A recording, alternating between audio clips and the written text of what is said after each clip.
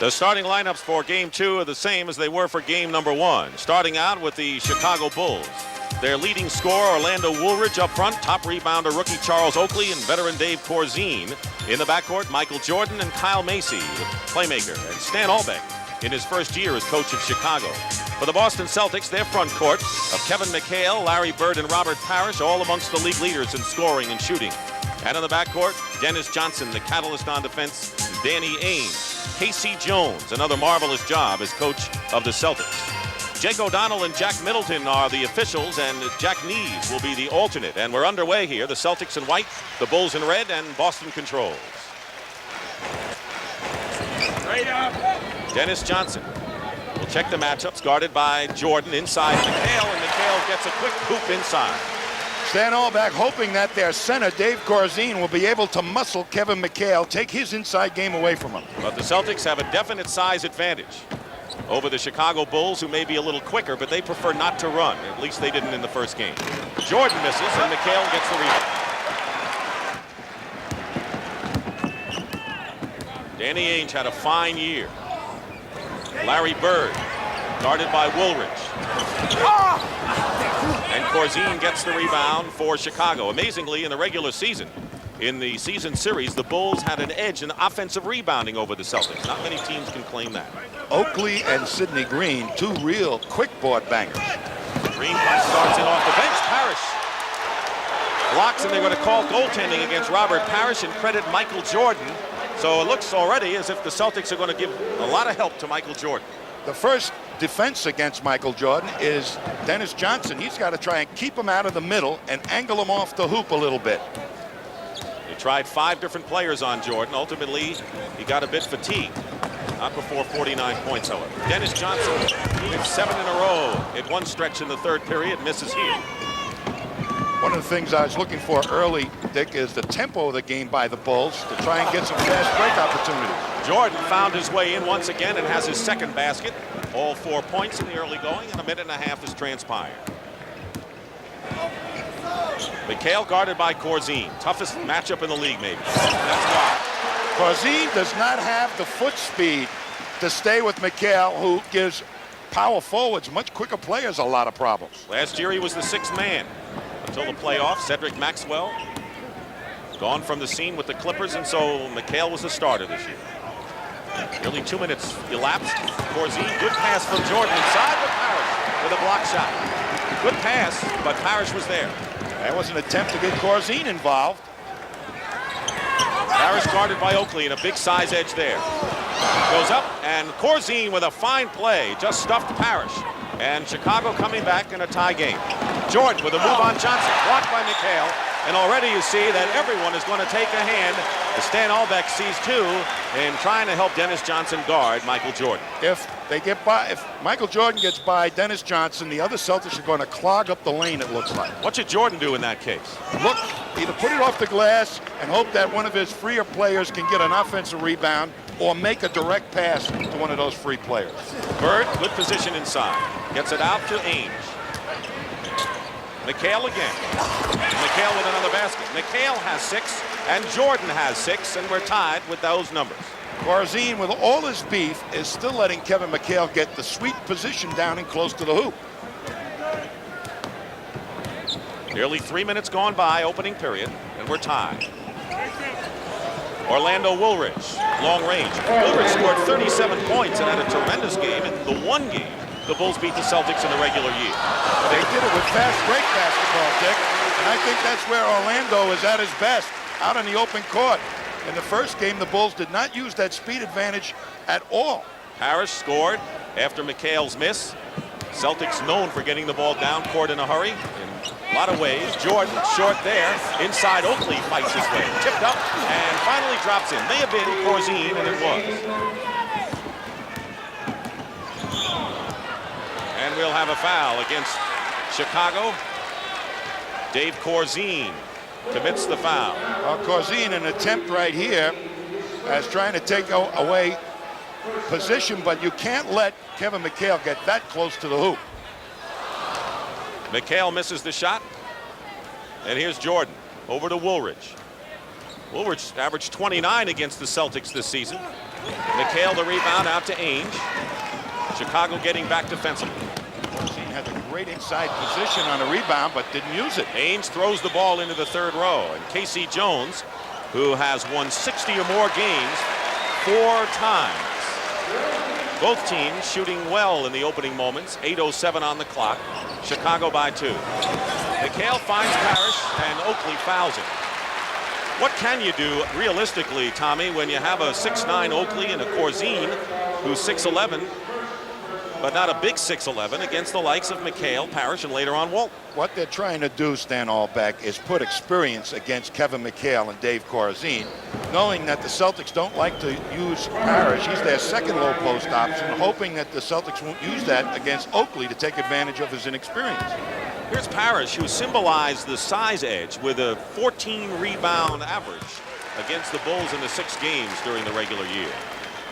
I think that matchup, Parrish against Oakley, is their saver matchup. Whenever they really have some problems, they may go to that one. We're tied at 10. Game has been tied 5 times. Corzine moving outside, Bird guarding him, if you want to call it that. Bird does not like to guard someone. The basket counts, and a good play and a slice move in there by Orlando Woolridge. Interesting matchup stick by Casey Jones. Bird is guarding Corzine, and McHale takes Woolridge. Normally you would expect Bird to take Woolridge, but Casey feels McHale, the bigger player, will be able to do a better job, take away the speed of Woolridge.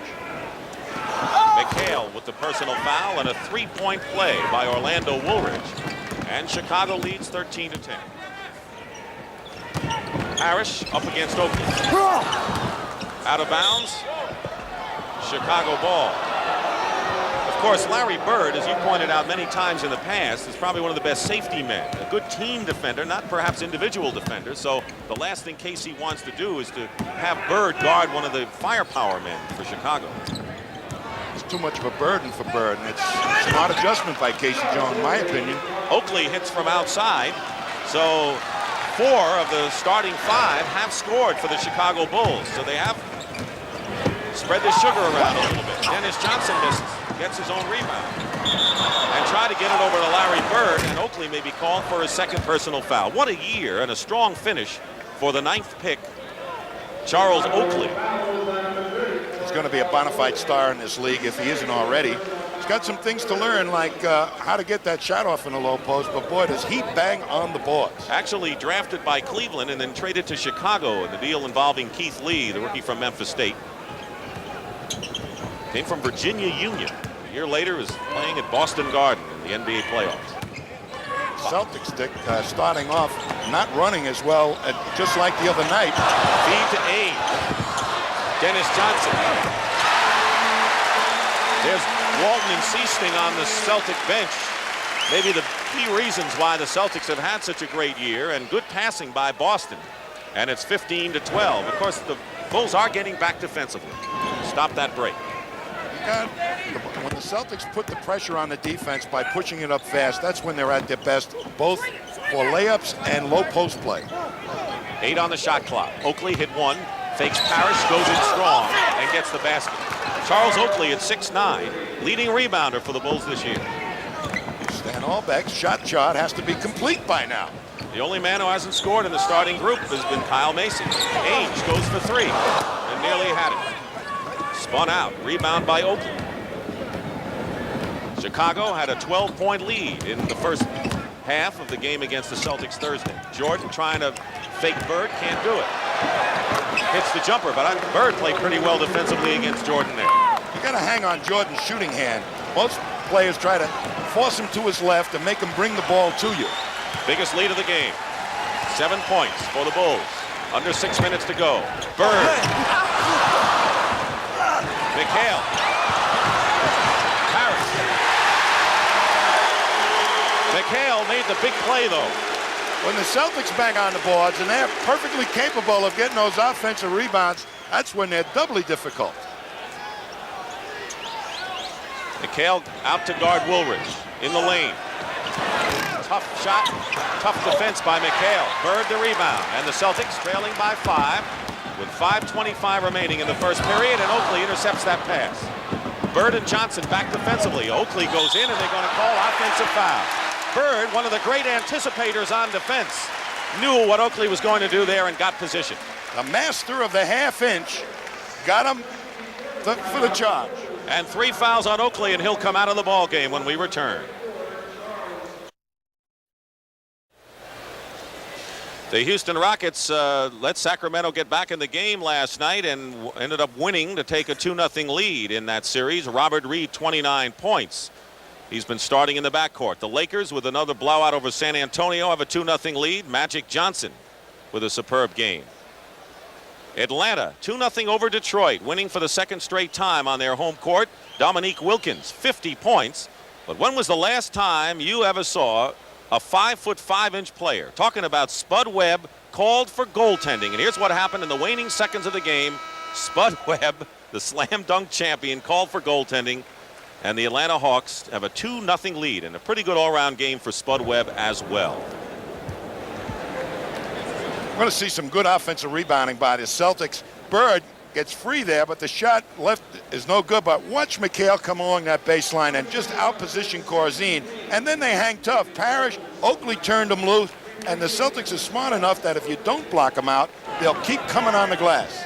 Sidney Green has come into the ball game for the Chicago Bulls, replacing Charles Oakley, who's gone out with 3 personal fouls. Green was having a banner year and then went into a slump, has had tendonitis on the knee, and from what was the MVP of the Bulls at midseason, according to Allbeck, has been struggling lately. I think they need a big game from Sidney Green. He'll be guarding Robert Parrish. Green plays him well, and Woolridge gets the rebound. Green would not let Parrish go baseline. And now the Chicago Bulls with the ball on a 5-point lead. Sid Green's got the speed and the mobility to give Parrish problems. And he can hit outside, too, if you need that. Kyle Macy looking inside. There's Sidney Green. Loose ball, and Danny Ainge, scrappy as he is, comes down with it with 4.5 minutes to play. Larry Bird goes for a 3-pointer. Johnson is there, and Dennis Johnson goes up. McHale knocks it away, and it's Chicago ball. Dennis Johnson can't believe he wasn't fouled on that play. Gives some good looks, doesn't he? Larry Bird, by the way, is 0 for 3 shooting and has not scored yet. Michael Jordan has 8 points and is the game-high scorer. Going baseline. Michael Jordan, the basket good and a foul.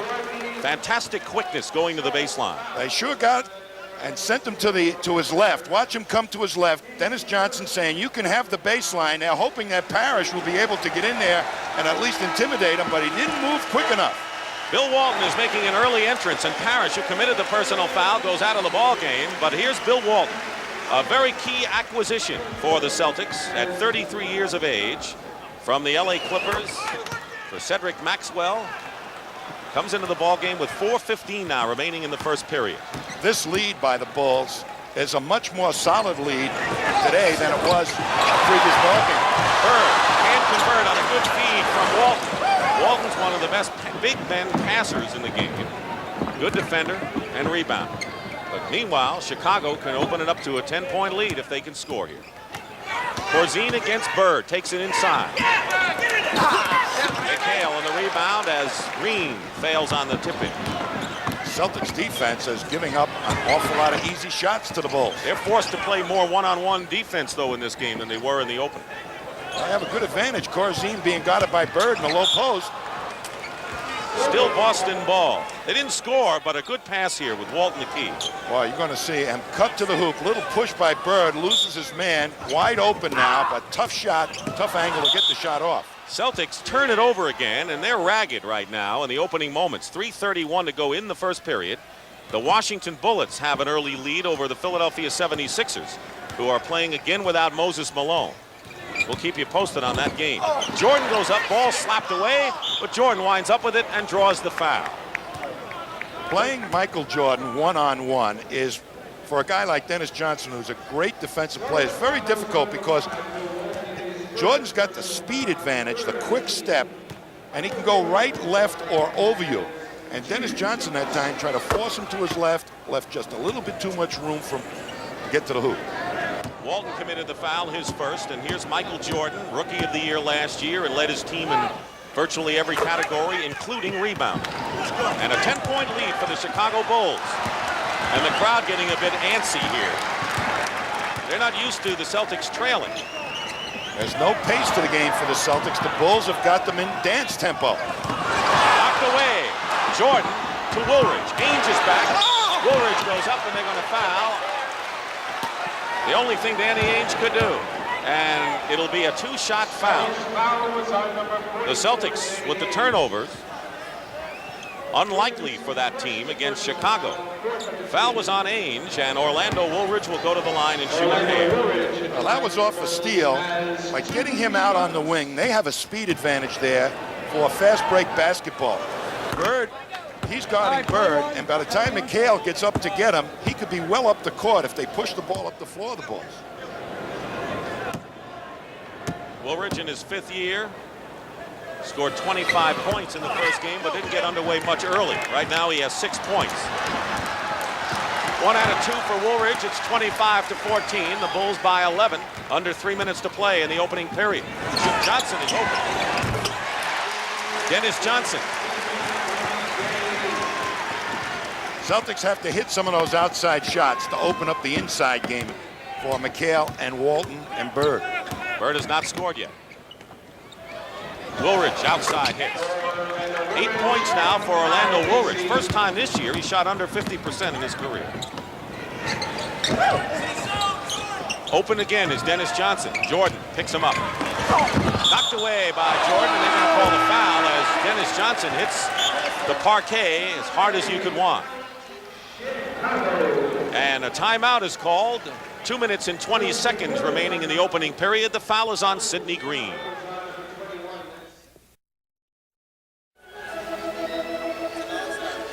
First thing the Celtics want to do is not let Michael Jordan get a direct line of penetration down the lane. They want to try and angle him off the hoop a little bit so that he doesn't have a decent shot to the basket. These two men are going to try and cut down on that penetration, even on the angle up. But you see what happens here. Jordan is so good. A little move, and quickly he gets by Dennis Johnson. There's Bird stepping in. He loses the ball, but the rest of them are able to pick it up off the floor. So you have to go out, stop him, and still worry about the big guys picking the ball off the glass. One of the best scoring performances against the Celtics occurred in Game 1 of this series. Boston won, however, 123-104, and keep in mind that the 104 points they allowed was exactly what their season's defensive average was. So they were not at all disturbed over that. They'll take it again. On the line is Dennis Johnson. The Celtics have not played the pace game that they normally do. Push it at you, push it at you. It's important to the Celtics big men. Why? Because if they can get up the court, the double teams do not develop that quick. Why haven't they? They're not pacing the ball up the floor. They're walking it up or three-quarter speeding it up. They got to really make a concerted effort to push it hard at the defense. Shooting so far in this game, Chicago 55%. One time they beat the Celtics, they shot over 50%. It was the only time they did against Boston. Going inside is Sidney Green. That's the kind of shot he has to take, even though that went off, and Walton gets the rebound. 2 minutes to go in the first period. Sidney Green had a game here earlier in the year where he dominated the low post against the Celtics. Under 2 minutes, 9 on the shot clock. They go into McHale, guarded by Corzine, and a good move in by Kevin McHale. 16th leading scorer in the league and the 5th best shooter in the NBA. And he hit 10 of 11 against the Bulls in Game 1. Woolridge against McHale, gets a piece of it. Walton quickly back to McHale. Jordan picks up McHale and takes the ball away from him. That was a pickpocket move if there ever was one. And Jordan goes up, and the blocking foul against the Celtics. And the crowd won't agree. Well, McHale has no business putting it on the floor against a quick player like Michael Jordan. A big guy dribbling, it's too high, easy for a smaller man to pick it off. And up he comes. Anytime he gets a chance to bring it up and get it into the painted area, it's going to cause problems for the Celtics. We talked about Walton. Here's the other key man, Jerry Seasting. With Johnson coming out of the ball game, Seasting has given the Celtics that reliable outside shot. 57% shooter from the field. Jerry Seasting, formerly of the Indiana Pacers. There is Gene Banks into the ball game, a defensive stopper, and he just may be guarding Larry Bird, 6'8". Former San Antonio Spur. In fact, there are 4 former Spurs on the Chicago Bulls. Gene Banks has really got his hands full, but he's got the intelligence to try and take that half-inch advantage that Bird counts on away from him. 1:18 to go. Bird against Banks. Short. Walton is there for the easy basket. The ball was there for someone to grab, and it was Bill Walton, who has 2 fouls and 2 points so far. Seasting is guarding Macy. I wouldn't be surprised if George Gervin comes in before long. Macy has not scored yet, the only starter for the Bulls. Corzine in and out. Walton the rebound, and now they're going to call the foul, and Banks and Bird look at each other, and it looks like Banks was hit. 22nd timeout. There's some banging going on there. Corzine shot, but watch Bird now swing. Banks, and a little more swinging. Shall we dance? No dance. We'll have a timeout. Larry Bird, who hit Gene Banks in the head, is called for his first personal foul. The Celtics have been over the limit, and that's what Larry Bird has done. 0 for 5 from the field at this point. Dick Stockton and Tom Heinsohn here at Boston Garden. We'll be hearing from Pat O'Brien later at the half. This is game 2 of our best of 5, first round. The NBA playoffs in the first weekend, and the Chicago Bulls lead the Boston Celtics 29-21 with 57 seconds to go in the first period. Keep in mind, the Bulls, playing, I guess, a different kind of game, also had a lead of 12 points early against the Celtics before they turned it on in game 1. But the fact that they're all involved, Dick, is going to make them a lot more confident basketball team. This lead is a substantial lead as compared to the previous ball game where it was produced primarily by Jordan's good play. They're looking at Larry Bird's right hand. And on the line is Gene Banks. Banks, along with Corzine, John Paxson, and George Gervin are all former San Antonio Spurs.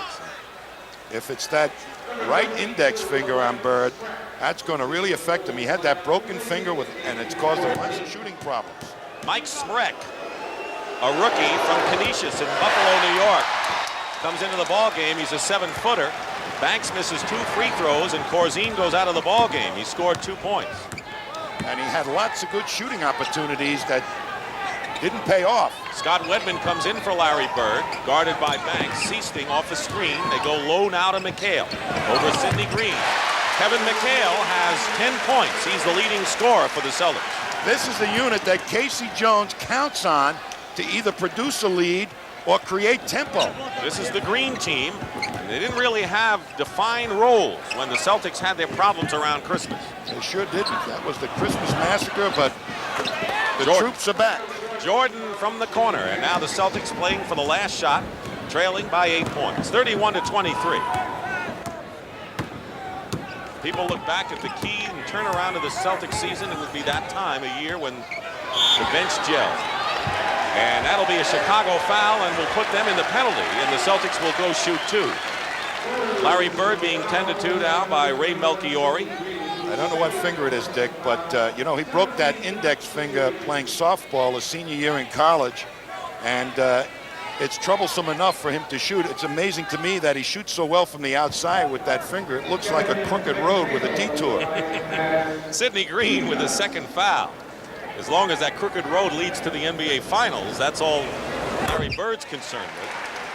By the way, Bird finally did rid himself of those back and elbow problems this year. He started out shooting well under 45% and then got hot in the latter stages of the year. McHale's free throws, 31-25, 6 seconds to go. Banks has Walton on his back. Macy's shot at the buzzer is good. The basket counts, and the Chicago Bulls, who lost 52 games this year, have taken a 33-25 lead, and Larry Bird has yet to score a point in game 2 of this best of 5 series.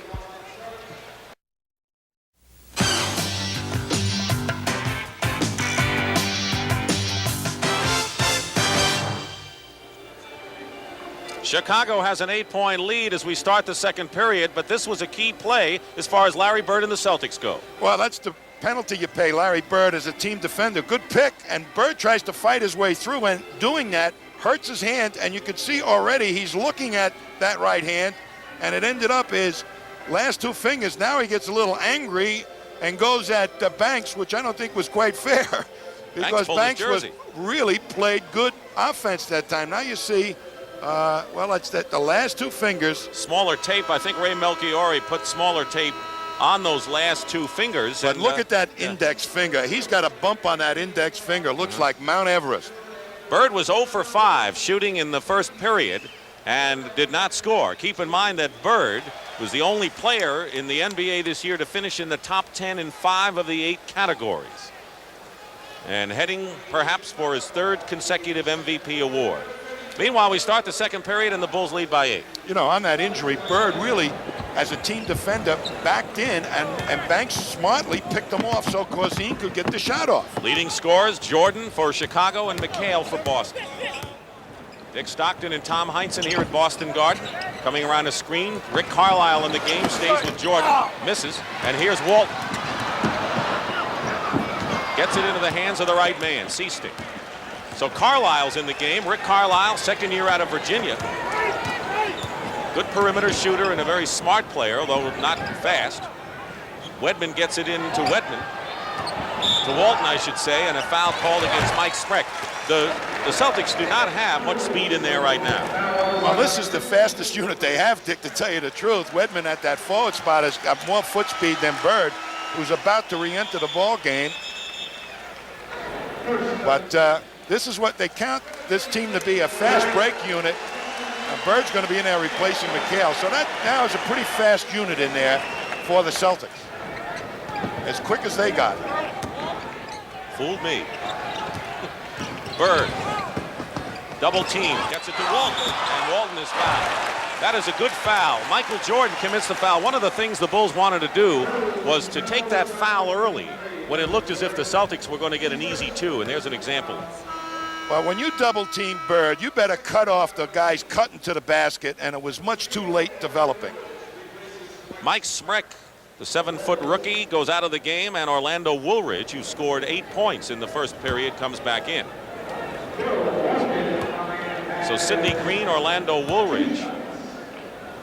Well, the tempo of the game up front may pick up with this unit in for the Bulls now, with Sidney Green being the center and Woolridge at the wing. Maybe they'll turn him loose. It is a quicker team. Yes, much, and they'll be playing against the fastest that the Celtics have to offer, and the Bulls still have a tremendous speed advantage. I love fast basketball players and fast style of play. You need easy hoops. But you got to practice it, and there has to be a way of life for a team. That's what Stan Albeck said, Dick. That they just weren't together long enough to get it down. They started off fast breaking, but weren't able to continue without Jordan. Woolridge's shot misses.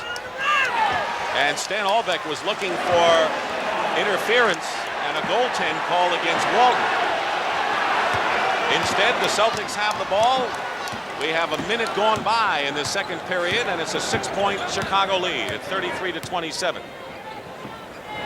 Walton guarded by Green. Green gives ground, and Walton will take the shot. Sidney Green the rebound. Out to Gene Banks. And say, Bill Walton, if you're going to kill us from out there, be my guest. Wedman is on Banks. Banks goes up. Walton another rebound. Walton has 7 rebounds coming off the bench today. So Carlisle guarded by Jordan. Bird guarded 1-on-1 with Woolridge. Wedman hits from outside. Scott Wedman, who is a starter when Kevin McHale was out of action with his Achilles injury, had an 11-3 record as a starter with the Celtics. That was great rotation defense that time by the Bulls with Michael Jordan, and yet Wedman, the quick shooter, still got an easy shot off. Kyle Macy and Seasting hooked in. George Gervin gets off the bench. He'll come in for the first time in a moment. Green working against Walton goes in. Walton with another rebound, his 8th, and here's a 3-on-1 break for Boston. But traveling call against Rick Carlisle. You don't often see that from the men in white and green. Sidney Green and George Gervin will be coming into the ball game for the Chicago Bulls, who still lead, but now it's 4.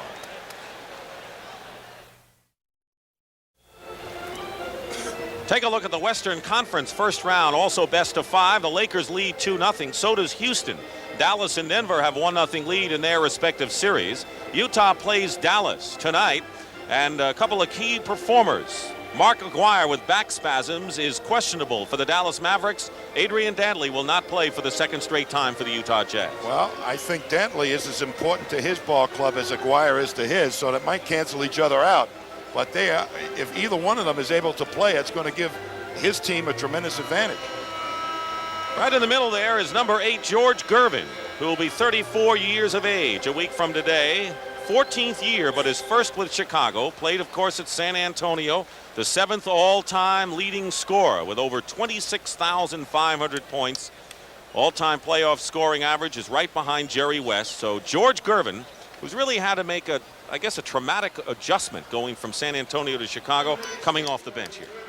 Playing a lot less minutes, but he's always been great in the low post, and he's going to have a young player against him, Rick Carlisle. And they're going to isolate right now. The Chicago Bulls spreading out their offense, making the Celtics play individual defense, not the team variety. They get it into Gene Banks.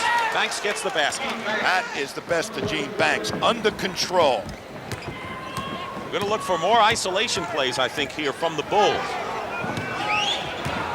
Right now, Michael Jordan is on the bench, and we have an illegal defense call against Chicago. They had 3 guys pass that imaginary line down the middle of the foul line lane. It took them a while to call it illegal defense. Bird saw it. 9.5 minutes to go in the first half. Walton, baseline, loose ball, scrap, and the foul against Chicago. Dennis Johnson reports back in the game for the Celtics. And Rick Carlisle sits down. If the Bulls can get George Gervin going and get those ice fingers going, I mean, he turns to white heat when he's really firing away. Shot 47%, the lowest of his career this season. That's because of less minutes. Walton banks it. Bird gets an easy 2. Larry Bird with his first points of the game, and it comes with 9 minutes and 12 seconds remaining in the first half, and the Chicago Bulls cling to that 4-point lead. They had it up to 11. The only lead Boston had was the first points of the game.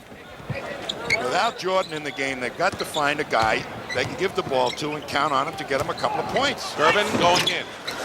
Crashing the boards, and a good play inside. Sidney Green with his first basket. He is really great at crashing the board if you don't block him out on a penetration move. Bird over Woolridge. He may be getting hot now. He got a layup. Maybe that's all he needed. And now the outside shot, and it's a 4-point, 37-33 affair. John Paxson getting off the bench for the Chicago Bulls, coming in to replace Macy, perhaps. Banks finally fires it with 7 seconds on the shot, and Gene Banks with his second basket, and it's up to 6 once more. They certainly were looking to get it to Gervin that time, to the point where Bird fell off and gave Banks the shot. Bird with 2 straight, misses that shot. Banks has the rebound, forcing the action. The Bulls running a lot more than they had. They didn't run at all, really, in game 1. Macy controlling, guarded by Ceaston. Here's Woolridge. And in there is Sidney Green on the weak side. Jordan remains on the bench, shaking his head, and the Chicago Bulls have raised their lead to 8 with Jordan sitting. I'll tell you, Walton retreated to stop any kind of penetration, forgot about Sidney Green. You can't do that with Sidney Green. He'll kill you on the glass. Once Sidney Green comes swooping in, Walton has got him, forgets where he is, going for the rebound himself, and there's Green, the great leaper, right behind him with more than an elbow of leaping ability above Walton. John Paxson comes in the backcourt, and Robert Parrish is back for the Celtics. Parrish over the top commits the loose ball foul. Orlando Woolridge, who committed that last personal, was fouled by Parrish. Second foul on Parrish. So right now Chicago has John Paxson, almost a carbon copy of Kyle Macy, perhaps a little stronger and quicker. In the backcourt, Corzine is in with Banks, Woolridge, and Gervin. Jordan still on the bench. Woolridge. Gervin tries to keep it alive. Into the hands of Dennis Johnson. And a Chicago foul, and there's another good foul for Chicago, because that was a 3-on-1 break for Boston. And John Paxson against some big guys that were going to swoop in. I'm amazed that Sidney Green came out of that ball game right now, because he was giving them that second effort that was producing some solid points. 2 shots for Dennis Johnson. The foul was on Banks. We've been talking about getting Sidney Green back in his head back into the game and feeling good about himself. The boy made 2 great moves and back on the bench. Keep in mind, he has tendonitis of the knee, and that may be a factor in this thing. And so they got some good moments from Green. We'll see when he comes back. That's the other side. But the leaping ability that time didn't look like he was thinking about his tendonitis. Didn't look like he was thinking about anything but winning this game. That's right. 7 minutes to go in the first half. 41-34 in favor of Chicago. Gervin. Woolridge inside. Tried to draw the foul. He couldn't. Bird bodied him well. McHale comes down with the ball into the hands of Dennis Johnson. He tries to draw the foul. Parrish sees Dennis Johnson open. Doesn't go that way. Bird, pick and roll, decides to go strong to the hoop. Well, they all just let him swoop through there, the Bulls. And it's a 5-point Chicago lead with 6 minutes and 20 seconds to go in the first half, and a 22nd timeout called by Chicago. A little fake pick and roll. That creates a little problem, but watch, they allow Bird to just swoop in. They never cut off his penetration. Corzine trying to maintain contact with McHale. Didn't get there quick enough.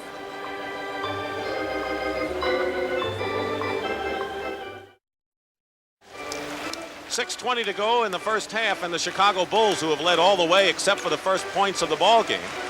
Speaking about a close game at the Spectrum in Philadelphia, the Washington Bullets are tied with the 76ers at 35. They're in the second period, and Washington leads 1-0 in that series. Michael Jordan has been on the bench the last 4 minutes, and the Bulls have been none the worse for wear. They've produced some other offense. Let's see if they get to work Gervin a little bit. Gervin against Parrish, and the Boston foul. It'll only be their second team foul. Jordan has played only 2 minutes this period. He scored all his 17 points in the opening 12, and he's getting a lot of rest, but as long as the Bulls are playing the way they're playing, they can give Jordan some of that rest. Parrish commits his 3rd personal foul. Walton played considerably and performed well off the bench so far. Try to isolate Gervin on one side, but Woolridge didn't get to it quick enough. Woolridge has his shot blocked. Banks picks it up. Whirling dervish to Corzine. And Dave Corzine hits from the corner. By the way, Woolridge has missed his last 6-7 shots now in the game, so he may not be the guy to go to. He's taken some god-awful shots, Dick. The penetration, he should be kicking it out to guys like Corzine who can hit that outside shot. Use him as a decoy. McHale over Corzine. Short. Parrish keeps him alive for Boston. Bird tries to fake Gervin. Seasting, baseline. That's why they acquired him from Indiana. Jerry Seasting, and it's 43-38 Chicago, and Michael Jordan will be coming back in the game in a moment, and Bill Walton for Boston. Paxson controlling with 13 on the shot clock. Banks. Rebound Parrish. Bird was nowhere to be seen on Banks. Bird. Off the wing, the basket good, and a foul. And Walton comes back for the Celtics, and Michael Jordan checks in for the Chicago Bulls. Push the ball up the court. Good things happen. Nice outlet pass. It gets up reasonably, and Seasting loves to fast break. Back to Dennis in the middle, and before the defense is even alert, the Celtics use the 4th man up the court. No defender there. Jordan comes in replacing George Gervin, who I don't believe even attempted a shot in the time he was in there. Foul was on Corzine. The 3-point play with 5 minutes to go cuts the Bulls' lead to 2. Well, that's a terrible thing. A guy like George Gervin, with all the playoff experience and a great offensive ability, not to get a shot off while he's in there. He's a weapon. Bird guarding Banks. Rainbow shot. Misses. Paxson, safety man, intercepts. Into Banks. Good spin move, but Walton blocks it. And Walton, or they said Banks stepped on the line. It's going to be Boston ball. So Bill Walton playing a major role off the bench. And Sidney Green, who played 11 minutes, coming back in the ball game for Chicago. And the crowd is up because the Celtics can tie it here. And they do. No. Foul before the shot. Gene Banks is really having his problems offensively and defensively. I think he's talking to himself and making this game much more difficult than it has to be. Taking some bad shots. Last time he had Walton in the low post. Whenever he thinks that's a mismatch in his favor, he got to go back to the scoring, back to the playbook, because there's no way he should be taking Bill Walton to the hoop in the low post. Banks goes out. He scored 4 points, and Larry Bird can tie the game. We have had 5 ties early on before Chicago moved out in front and led by as many as 11. It's the first tie since we were knotted up at 10 apiece. 4:20 remaining in the first half. Chicago led 33-25 after 1 period. Bird is on Green. Ball knocked away. It's still Chicago. Bird forced to guard Sidney Green. That might be a good matchup for the Bulls to go to. Let Green get in the low post. McHale is guarding Woolridge, who's been ice cold. Jordan against Dennis Johnson. Jordan. Chicago 25-43. 19 for Michael Jordan. That's his first points in this second period. That's what the Celtics do so well. They pick on people. The Bulls are not picking on people here in the first half. They don't have that many weapons, although if they go with a quick team, that may be their answer. Seasling misses. Woolridge the rebound. Chicago does have a quickness edge on the Celtics generally down the roster. Have not used it that effectively, other than to, quick steps like this from Michael Jordan. Jordan going in, baseline, defended by Walton. Out of bounds, Celtics ball, and Jordan shows a little frustration.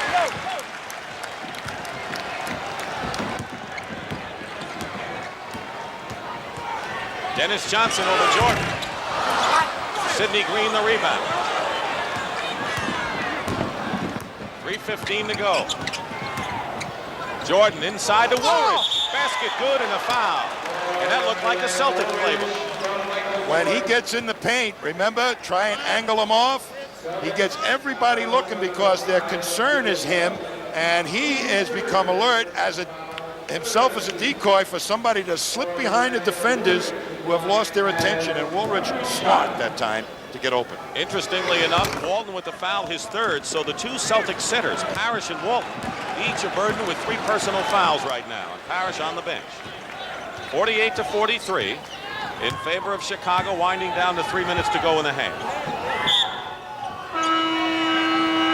Danny Ainge will return, and Jerry Seasting goes out for the Celtics, and we'll have a timeout ourselves with just 1 second, less than 3 minutes to go in the half. Celtics inbounding, and Larry Bird.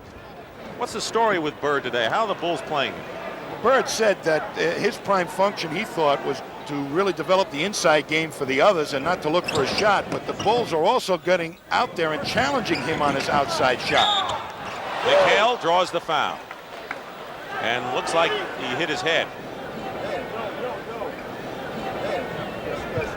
McHale scored all his 12 points in the first period. He has none this quarter.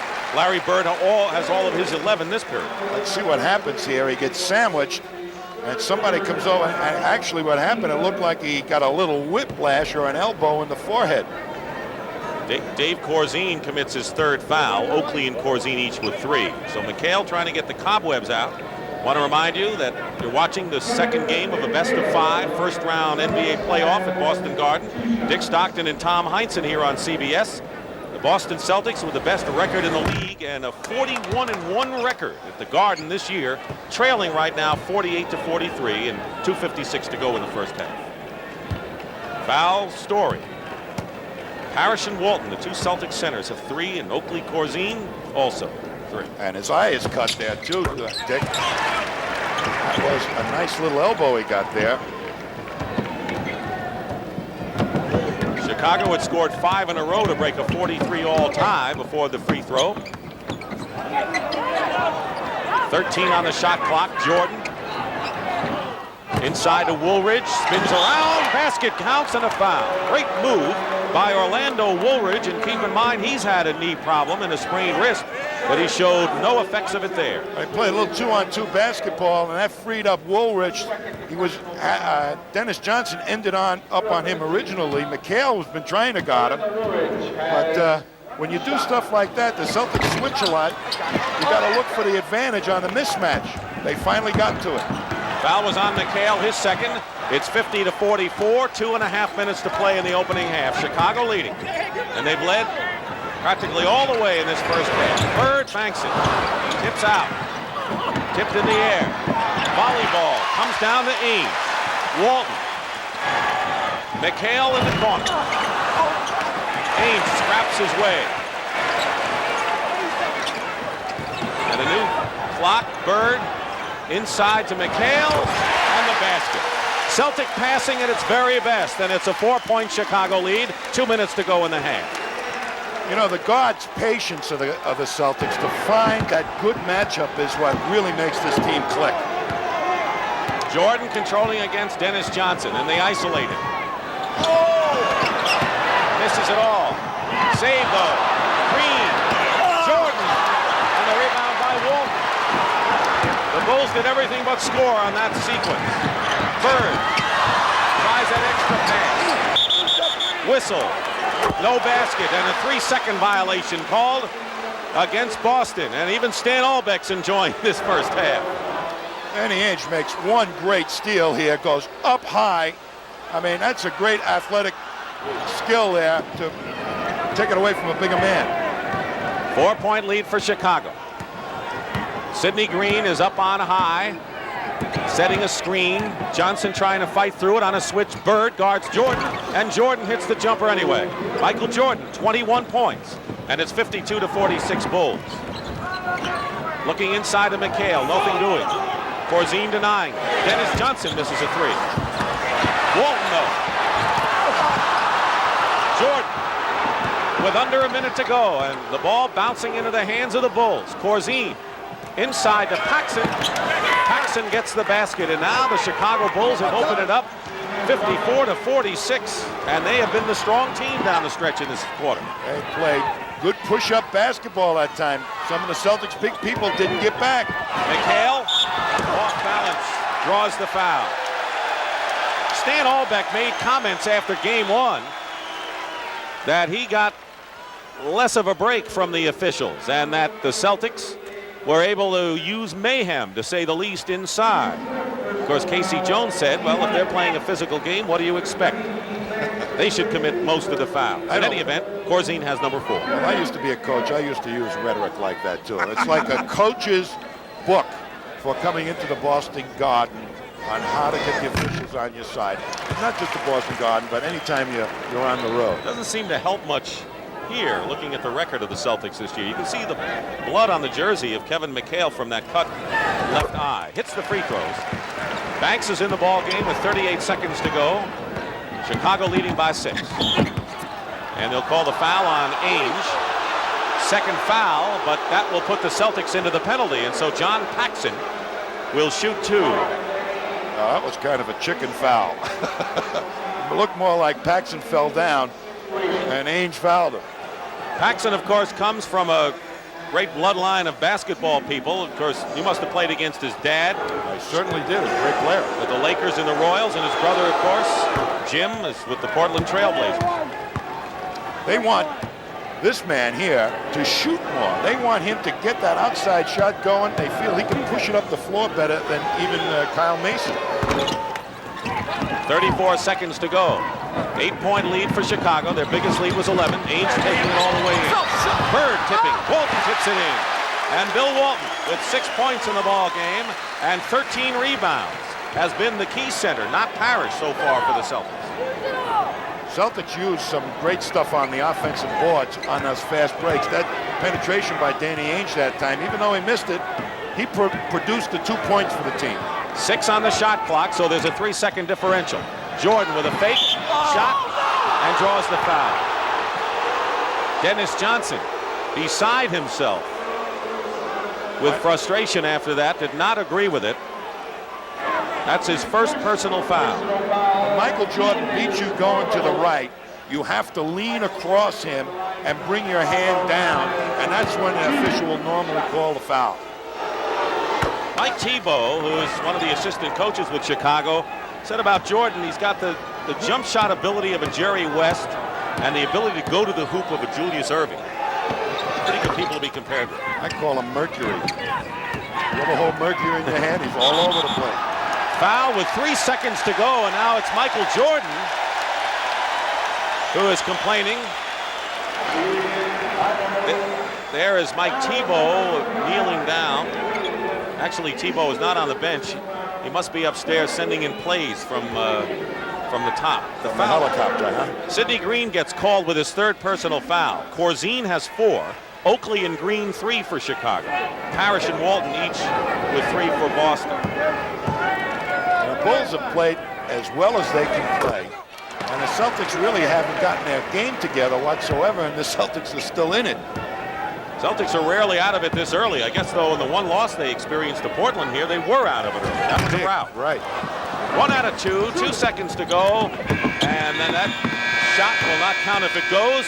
Larry Bird had 12 all this period, but Michael Jordan has 23 points, and the Chicago Bulls, who need a win here, and that would make headlines in any event, any team beating the Celtics at Boston Garden, lead 58-51 at halftime. Celtics lead 1-0 in games, but the Bulls lead here 58-51 at Boston Garden, where the Celtics lost only 1 time this year. Tommy, is that 58-51 Chicago lead deceiving in any way? It could very well be, Dick. The Celtics shot very poorly, and the Bulls defense against the low post game, the various double teamings that they did, confused the Celtics, and I think they might get that straightened away at halftime. They're used to it. I think they might have taken the Bulls a little lightly in this first half. I think the Bulls should be up by at least 20. Let's take a look at some of the key statistics of the first half. Michael Jordan owned the backcourt, 23. The Celtics combined had only 8. Rare for the Chicago Bulls to turn it over only 1 time in a half. But that's what they did. But when it came to the offensive rebounding, Boston owned that aspect of the game, and they out-rebounded the Bulls 33-18. And when was the last time you saw the Celtics shoot 38% in a half? And that's what they did. Yet they trailed by only 7, underway third period. Kyle Macy in the backcourt along with Michael Jordan, who has the ball now. Gene Banks starts at forward with Oakley and Woolridge. This is a very unusual lineup that the Bulls have out there. Who is playing center? Oakley, Woolridge. They got a small front line in there, the Bulls, but very fast. Maybe they're going to run. Celtics' only lead in the game was 2-0 to start things. Inside of McHale. McHale starts things in the second half, and he has 19 points, and it's a 5-point lead. Oakley hardly played in that first half. As a matter of fact, just 7 minutes and scored 4 points. Sidney Green, the key man again, perhaps off the bench, as Woolridge misses. He's taken some wild shots, hasn't he? I think he got fouled that time. Looking inside, McHale against Oakley company. Misses that shot. Parrish underneath the hoop. Had to bring it out. Lost it out of bounds.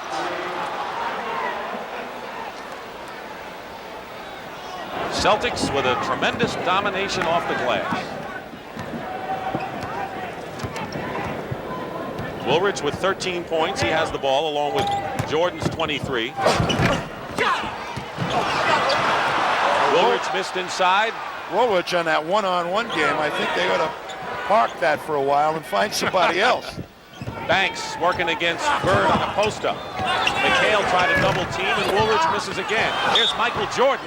Basket will be good and a foul, and 25 for Michael Jordan in the game.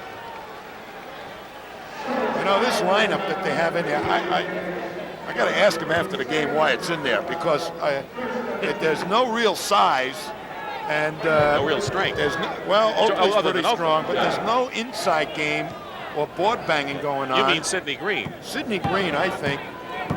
He's got 3 fouls. Maybe they're trying to save him, but McHale can have a field day against this unit. Minute and a half gone by in the third period, 61-53, an 8-point lead. Bird inside the three-point line, hits for 2. Larry Bird has 14 points. They've been not allowing him to get that shot off, haven't they? They've been in his jersey with him. They've taken his defender out of the normal team defense. Ainge is on Macy, who has attempted only 1 shot in the ball game.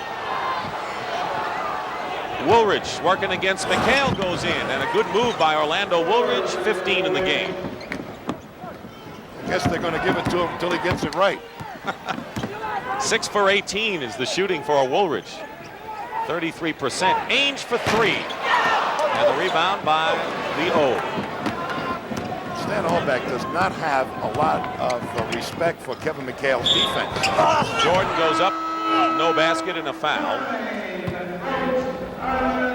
Dennis Johnson with his 3rd personal foul and a timeout here with 9:38 to go in the 3rd.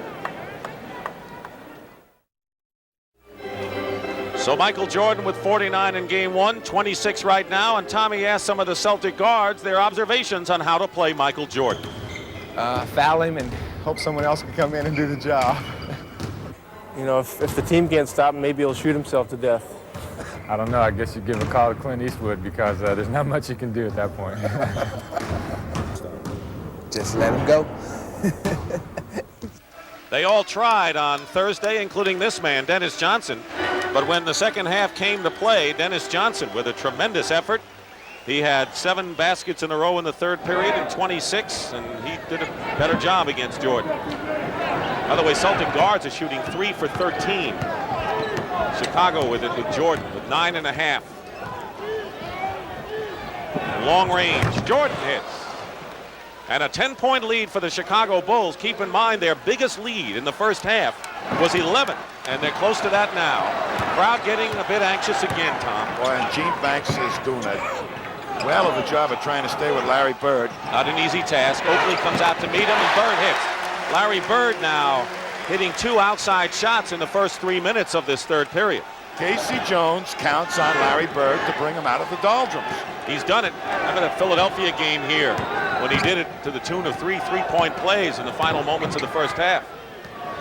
Jordan working against Dennis Johnson. McHale getting ready to help out. He does, but Banks is there with a feed, and Parrish commits the foul, and that'll be his 4th personal foul. 4 on 0-0. Now, Larry Bird forgot Gene Banks and let him sneak in there. Bird, the ultimate team defender for the Celtics, had his total concentration on Jordan that time. The advantage of the great depth the Celtics have. Bill Walton, Parrish goes out. He has scored 6 points and is burdened with 4 fouls, but Bill Walton has 6 points and 13 rebounds in the game, and he has been the big center force for the Celtics today. Dick Stockton and Tom Heinsohn here at Boston Garden. Capacity crowd, 262nd consecutive. First weekend of the NBA playoffs here on CBS, and the Celtics trailing the Chicago Bulls by 10, 67-57. A big shocker if the Bulls can hold the lead. Boston lost only once here all year. Leading though 1-0 in the best of 5. Walton puts up the short shot. There was a little confusion factor that Stan Albeck hoped to introduce into his defense in the low post. Sometimes double team, sometimes not. Send the double from different directions. It's working. Jordan again handling the ball with 11 on the shot clock. Dueling with Dennis Johnson. Walton loses the rebound to Woolridge and fouls him.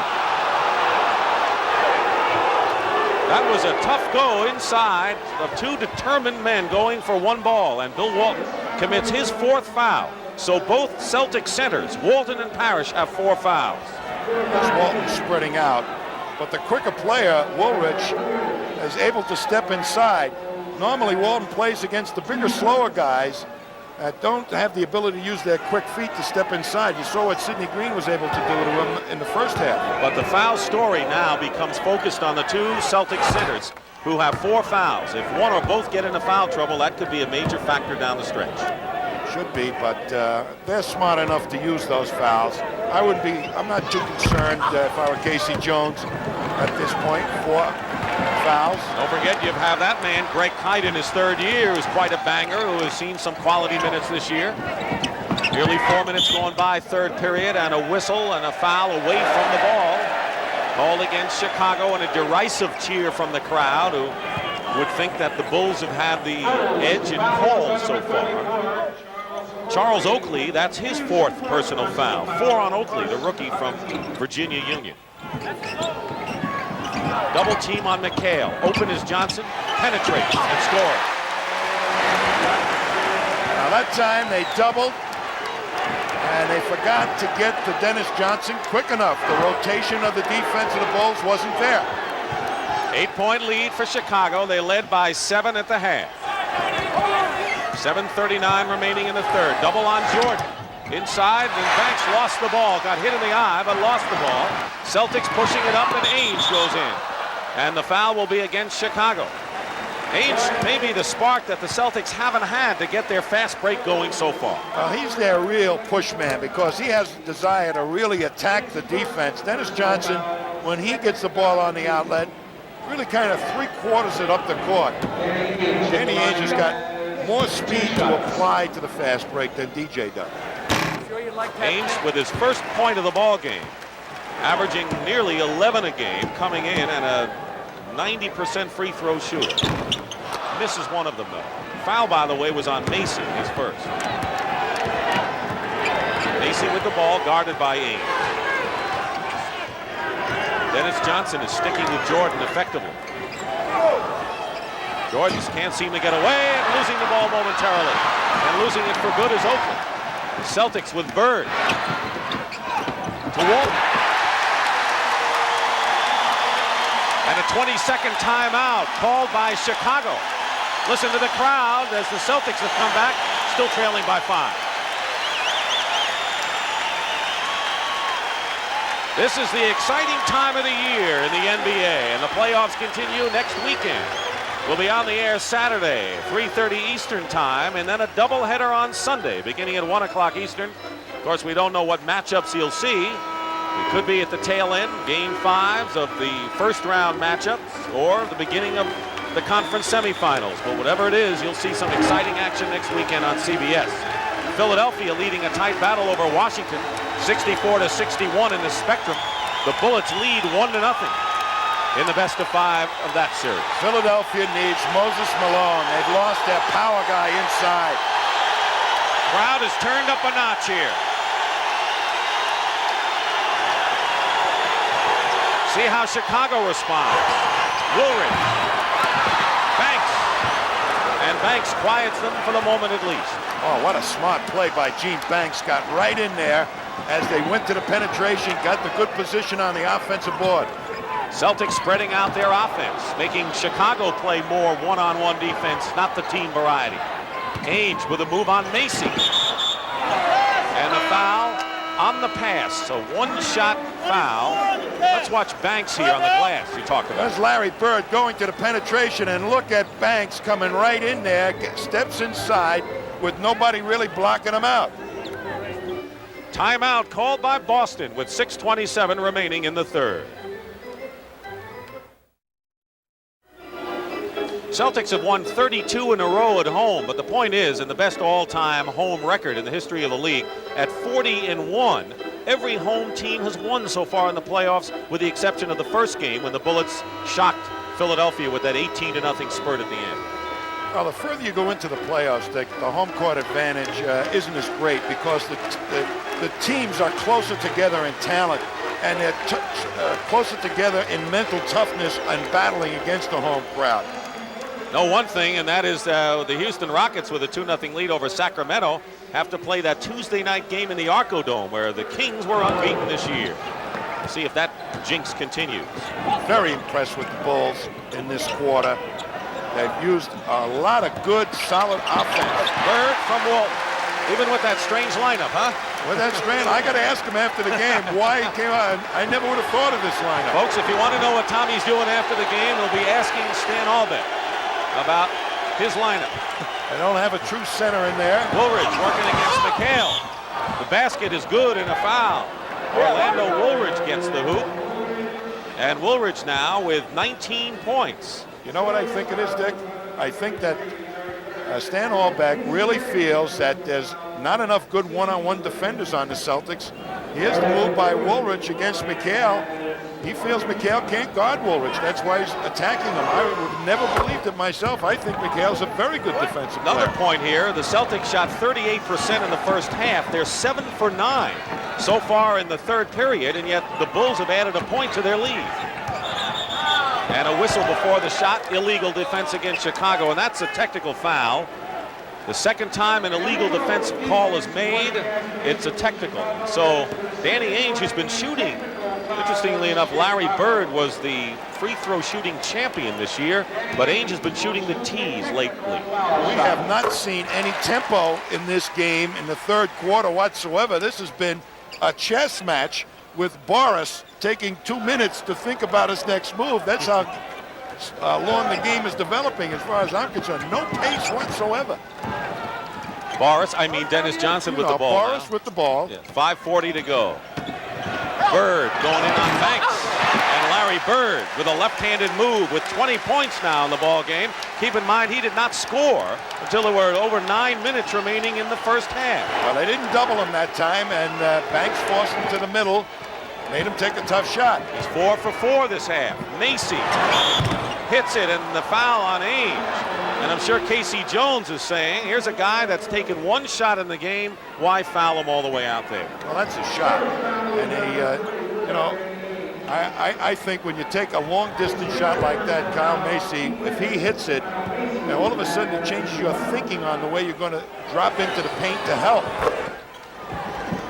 You got to go out there and try and shut him down a little bit. Ainge with 3. Well, they got burned to a 3-point. Fare thee well, and it's 77-69. Once again, Chicago by 8 with 5 minutes, 10 seconds to go. And they've isoed Bird. Foul against Chicago. You're right. If Chicago can do it with Woolridge and or Jordan, the Celtics can do it with Larry Bird. And nobody got to the rotation to stop that cutter quite quick enough. Almost got a hoop out of it. 2 fouls now on Orlando Woolridge, and Johnson is shooting 2 shots. Well, Bird is responding to the defense that the Bulls are playing against him. One time he doesn't get doubled, he makes the swooping move into the lane. This time he gets doubled, he sets up 2 easy free throws. Is that taking what the defense gives you? Well, he's a guy that, as I said in the beginning, takes advantage of every half inch. Imagine if you give him a yard. 6-point game, Chicago leading. Biggest lead was 11 in the first half. They had a 10-point lead here in this period. Jordan with a juke and a move, and Dennis Johnson got a piece of it. Boy, that was some defensive play by Dennis Johnson. Celtics can cut it to 4. Knocked away, Chicago ball. That was a terrible call. Terrible call. The man was on his arm. Should have been a foul. Jordan out up on top. A 1-4 offensive alignment for the Bulls. Macy working Ainge. Banks. Woolridge. He swung it nicely, but Woolridge missed it all. And the Celtics once again with a chance to cut it to 4. Bird. He lost his footing, but yet made the layup. And a timeout by Stan Albeck. It's a 4-point Chicago lead.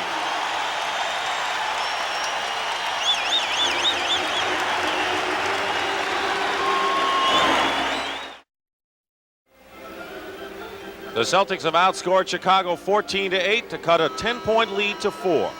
And Danny Ainge, you know, you have to force your way to an act of willpower to create tempo sometimes when you get caught in a rhythm. And there's Danny Ainge. He was challenged. He'll have none of it. He's going to take it as hard at the defense as he can. And now they're in a good attack position. And then allow Bird, even with that stumbling move, to come in and make a layup. That's what pace can do for the Celtics. Bird 5 for 5 this half, 22 in the ball game. Jordan and Woolridge have 48 of Chicago's 77 points. Jordan, and the Bulls still have it. 3-point shot missed by Macy. That one was not necessary. Under 4 minutes remaining in the third period. Keep in mind that the Bulls had a 7-point lead in the way they were playing. Tommy's opinion anyway, should have had a bigger lead. The Celtics getting an extra life. Dennis Johnson is fouled decisively there on the give and go. on the pass from Bird. Well, that time There is no tougher guard in the league than they Dennis Johnson. double-teamed Bird, and they isolated Bird down there. Everybody on the weak side of the Celtics is away from the ball, but they did move quickly, but not quick enough. Wedman replaces McHale, who has 19 but only 2 in this third period. Well, they are not going to the low post game. Casey Jones says Larry Bird shall lead us out of the darkness, not Kevin McHale, and so far he's been doing a pretty good job. Bill Walton has been the Celtics center, played more time than Robert Parrish, although both have 4 personal fouls with 3:42 remaining in this third period. The Bulls now have to continue to play intelligent basketball like they did the first couple of minutes of this game. They slowed the tempo down. Don't take bad shots. Move it around. And the Bullets have regained the lead over Philadelphia, 79-75. The Celtics, meanwhile, have scored 6 in a row, and Dennis Johnson hacks Michael Jordan, and that'll be number 4 on DJ. 4 fouls on Dennis Johnson. Welcome to the club. Parrish and Walton, charter members right now. And Dennis is playing him straight up nose, and that means that Jordan, with that great first step, can get by Dennis because Dennis doesn't have the same kind of foot movement and foot speed. Jordan is 8 for 8 from the line. Going for his 30th point of the game here. This is the time of the ball game that you go to Michael Jordan, I think. He's strong. They didn't overuse him in the first half. These are the crunch points. And we have not seen Sidney Green this half. Nope. There's got to be a reason why. 3:25 remaining in the third period. I'm going to ask Stan after the game again. It's 2 questions. Oakley is on Walton. Bird is there with the offensive rebound. Leading Wedman, short shot. And Oakley the rebound. Wedman had a shot he normally makes. Oakley clears with 3:10 to go. Jordan against Ainge. 79-75 Boston. Open is Macy. And Macy hits. 7 points for Kyle Macy. And the Bulls, who had their lead cut to 2, now up to 6 again. When he has time to sight the basket, which the penetration of Jordan gives him, he'll make that shot, Kyle Macy. Under 3 minutes remaining in the third period. Always been a big period for the Boston Celtics. Knocked away. Celtics possession. Let's bring you up to date again on the foul situation. Corzine and Oakley with 4, Parrish, Walton, and Dennis Johnson with 4.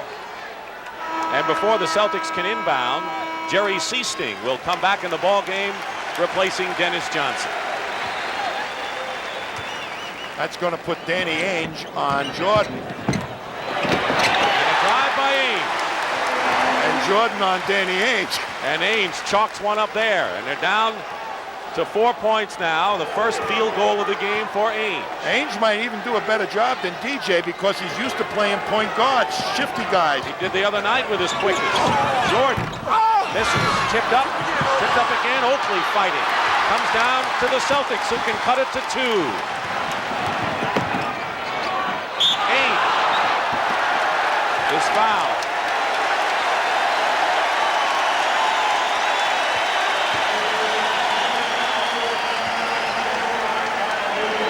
Danny Ainge will go to the line, 90% from the free throw line, to try to bring the Celtics to within 2 points. John Paxson comes into the ball game, and Kyle Macy goes out. Macy with 4 fouls. Danny Ainge, you know, is a very big guy to play point guards. He's got exceptional quickness for his size, and has learned to contain a real good fast man between his knees. He plays straight on defense, and that's just the type of guy that might do a great job on Michael Jordan. 2 minutes to go in the third period. Ainge with the interception. And it almost went in. So Danny Ainge is clearly the spark plug for the Boston Celtics here in the third period, leading the break, making this great defensive play and getting the crowd into the game. What a move. But Danny, you know, when you play a Michael Jordan and he knows he's got a get that first step on you, well, that gives him a world of confidence. Danny Ainge right now is saying to him, you can't do it. And we're tied at 81. 6 in a row run off by the Celtics. And they have erased a 10-point lead here in the third period that the Bulls enjoyed early on.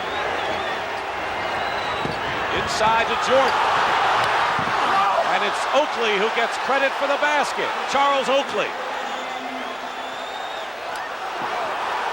And a technical foul has been leveled by Jake O'Donnell.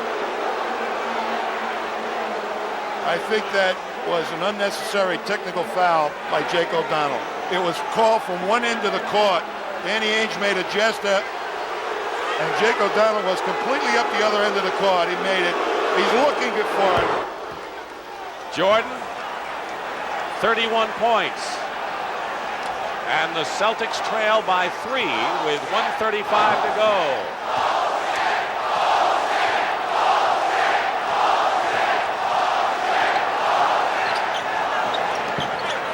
Ainge trying to fake Jordan. Good step on Michael Jordan. And the basket. Great first step by Danny Ainge, who keeps the pressure on for the Celtics. And it's 84-83 Chicago. Taking the tempo away from the Celtics, trying to Michael Jordan right now. 10 points in this period for Ainge. And what a great shot, and a basket and a foul. You talk about Bird's sheer determination at certain points of a game. Michael Jordan has those same qualities. He's got to watch him get around Jordan, Danny Ainge. And strong left-hand drive. And Walton right there. And here comes Jordan, but Ainge is in front of him, angles him off, turns him loose to the second defender of the Celtics, but Jordan overpowers him. And Walton has committed his 5th personal foul. Bill Walton has 5. Parrish is on the bench with 4. Under a minute to go, and the Bulls lead by 4. Seasting to Wetman. Bird. And Oakley powers his way for the rebound. And Larry Bird gets called for the foul. That's his 2nd personal foul, and Oakley will shoot. Here comes the rebound. Oakley well inside, and Bird says, well, I'm going to try and knock it out of your hands from underneath. And he must have hit the ball into his jaw, and Bird said, I hit the ball. What a face, huh? Face of a winner, isn't it? Oh, it is. It is. Here's Charles Oakley, who's a 66% free throw shooter.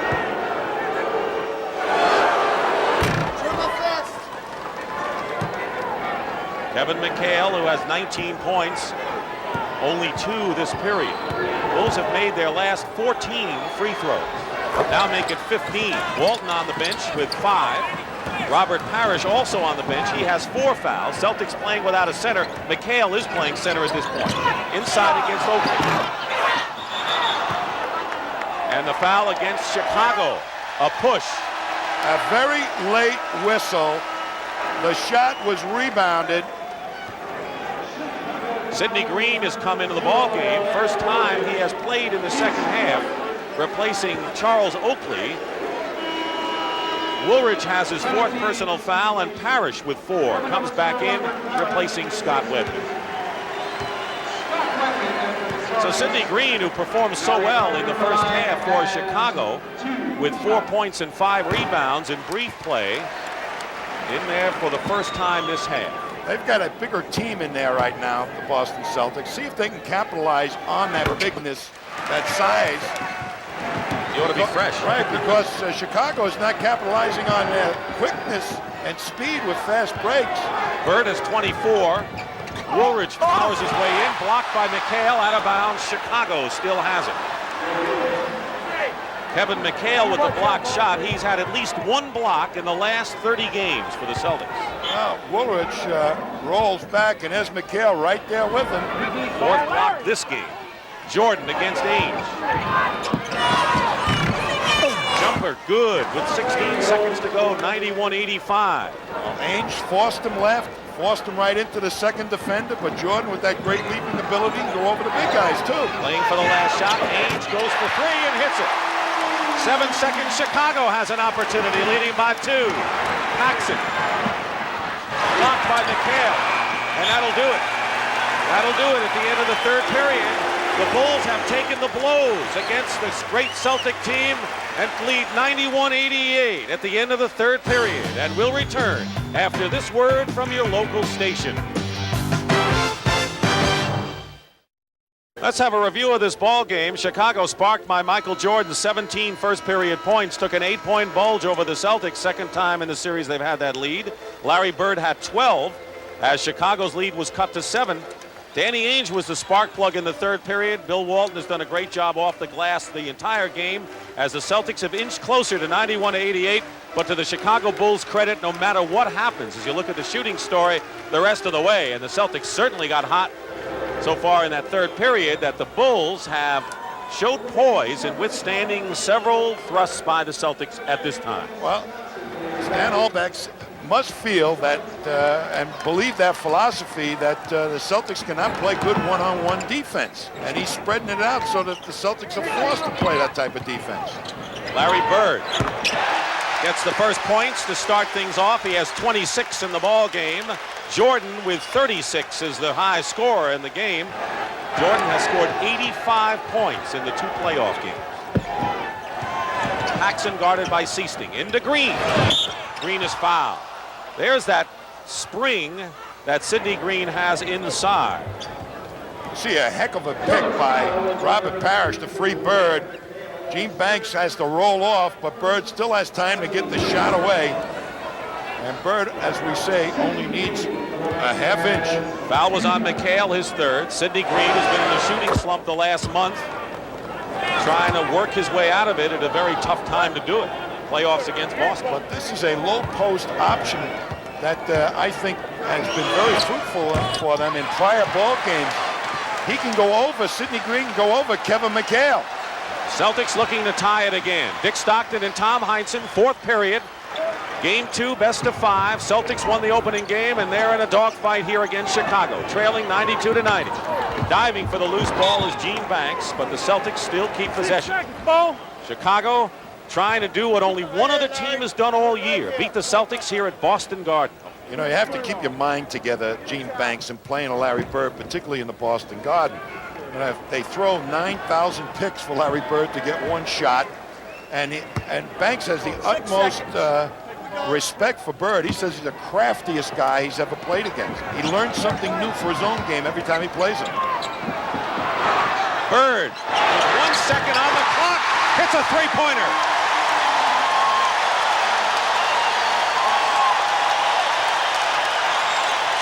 And the Celtics have their first lead since the opening basket of the ball game. Dennis Johnson steals it from Jordan.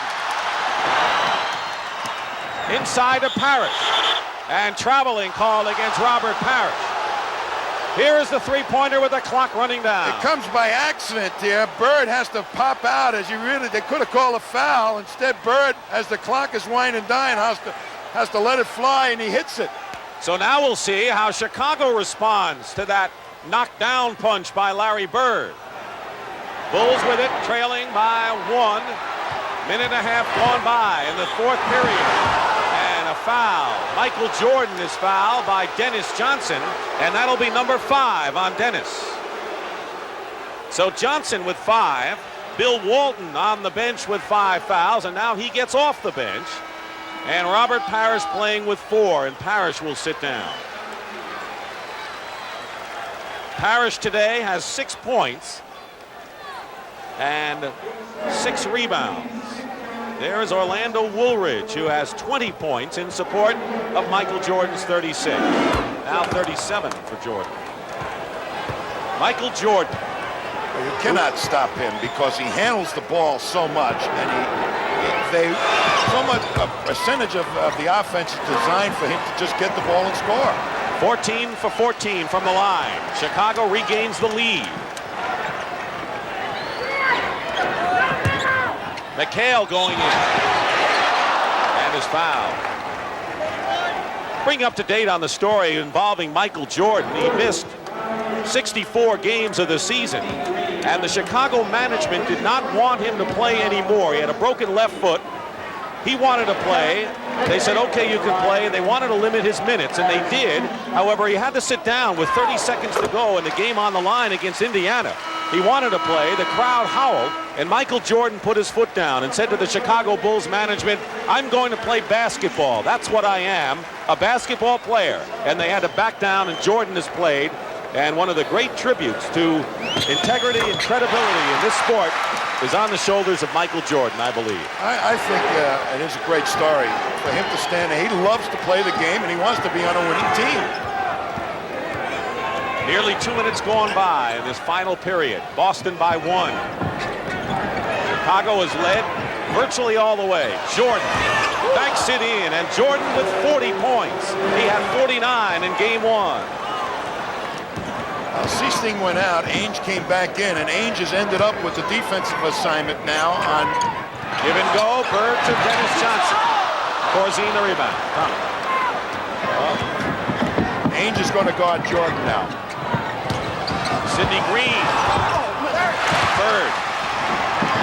Dennis Johnson. McHale crashing the boards. Who wants it? McHale! He was almost on his back, Tommy. He's figuring you're going to get a foul on the play, too, but no whistle.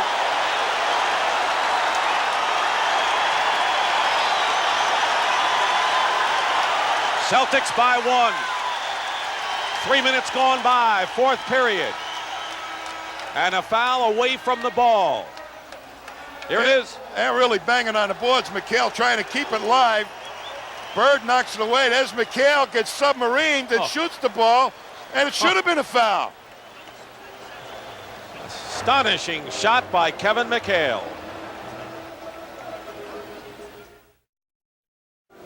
Tommy, let's see that shot by Kevin McHale again. That'll be in all the highlights tonight at 11. Well, it's like a quarterback throwing a touchdown pass as he's going down. I've seen Larry Bird do some amazing things. We're going to see another angle. It probably look better from this angle, of course. Look at that. I mean, didn't know what else to do with the ball than get it up there, hoping that the whistle would blow. He gets the basket, but no foul. We expect more of the same as the playoffs move on next Saturday, 3:30 Eastern. And a doubleheader on Sunday, beginning at 1 o'clock Eastern. Great stars of the game, and you'll see them on CBS. All the way to the NBA Finals, which you'll see exclusively on CBS as the drama just begins. 9:02 remaining. The foul was on Danny Ainge, his fourth personal foul. It's been seesaw now, 6 lead changes, but most of them in the last 2 minutes. Jordan working against Ainge now. And Jordan, if he was hit on the hand, it looked like he lost control of the ball, but he was pushed. And if that's on Ainge, that's 5 on Dan. That is. Did McHale have an assist on this? Well, Danny is trying to stay one-on-one with him, bodies him. That's the wrong thing to do, to body him. And then McHale pushes Ainge into Michael Jordan. That was on Ainge. A lot of fouls called on the 2 guards defending against Jordan right now. They're trying to save Dennis Johnson for the stretch against Michael Jordan. Having Ainge play him now. 42 points. That's what you want. You want Dennis Johnson to be there down the stretch. And he has 5 on the bench. Inside to McHale. See you later. You overplay against McHale, and he gets the ball. Just count it. And the Celtics regain the lead. 25 for Kevin McHale. Boston is really having trouble getting pace going because there's so much poise right now by the Bulls to get the shot they want. Jordan misses. Woolridge has the rebound. Chicago Bulls are playing as if they've been in the playoffs every year for 10 years. Sidney Green misses, and finally the Celtics get it, and McHale the rebound. The Celtics' biggest lead was 2-0, and now they can open up a 3-point lead. Walton, great inside move. Passes to Bird, doubled quickly. Good rotation for Chicago. Dennis Johnson into the ballgame. Sidney Green is fouled. going for the ball with 7:50 remaining. Stan Albeck's reaction to the action. I like the way his tie flops up and down. And, he's got a hop in his step, too, huh? Larry Bird with his 4th personal foul. Look at the litany of fouls we've got here. We've got Walton with 5, Ainge with 5, Dennis Johnson with 5, Parrish with 4, Bird with 4. Maybe that's what that isolation game is doing, is drawing attention to the individual one-on-one defender. And the move for Casey Jones might be to try and really take the ball out of the hands of a Woolrich or a Michael Jordan with double teams. 7:50 to go, and a lot can happen. But here's a team, the Chicago Bulls, who lost 52 games. This is the first time a team has made the playoffs with 50 or more losses since the Bulls did it in '68. And they're tied in Philadelphia. And I'd have to say the 76ers, you want to use the old cliche, backs against the wall. They're against the wall now. Can't afford to go down 2-0. With 2 more games coming up. Bird goes for 3. Celtics lead 102-100. They were down by 1. Now they're up by 2. 32 points for Larry Bird. We told you about Bird and Jordan at the start. Block. Paxson has a shot blocked, and Ainge will get an easy basket. Albeck wants a timeout.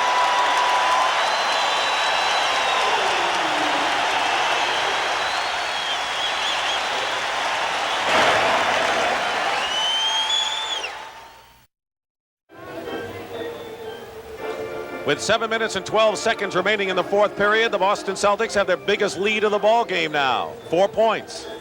A Venus flytrap defense. They invite you in, close up on you, and then chew you up and spit you out.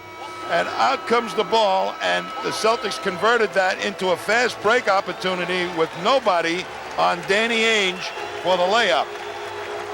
Now, this type of Boston trying to create tempo at this point. They got to do it with defense. Chicago has really got the pace of the game exactly where they want it. John Paxson guarded by Dennis Johnson. Michael Jordan guarded by Danny Ainge, who's shadowing him. They're isolated. Game of isos right now. Isolation. They double team now. Walton has come out to meet Jordan. Jordan trying to use his quickness, and it works. Michael Jordan with 44 now in the ball game. And Walton afraid to foul that time. Backed off Jordan a little bit. Walton with 5. Next foul, and he's gone. Oakley in there. Guarding Walton. Woolridge on Bird. Bird with 34. Keep in mind, Bird didn't get his first points until 15 and a half minutes were gone into the game. And the 2 stars we talked about at the top have not disappointed a soul.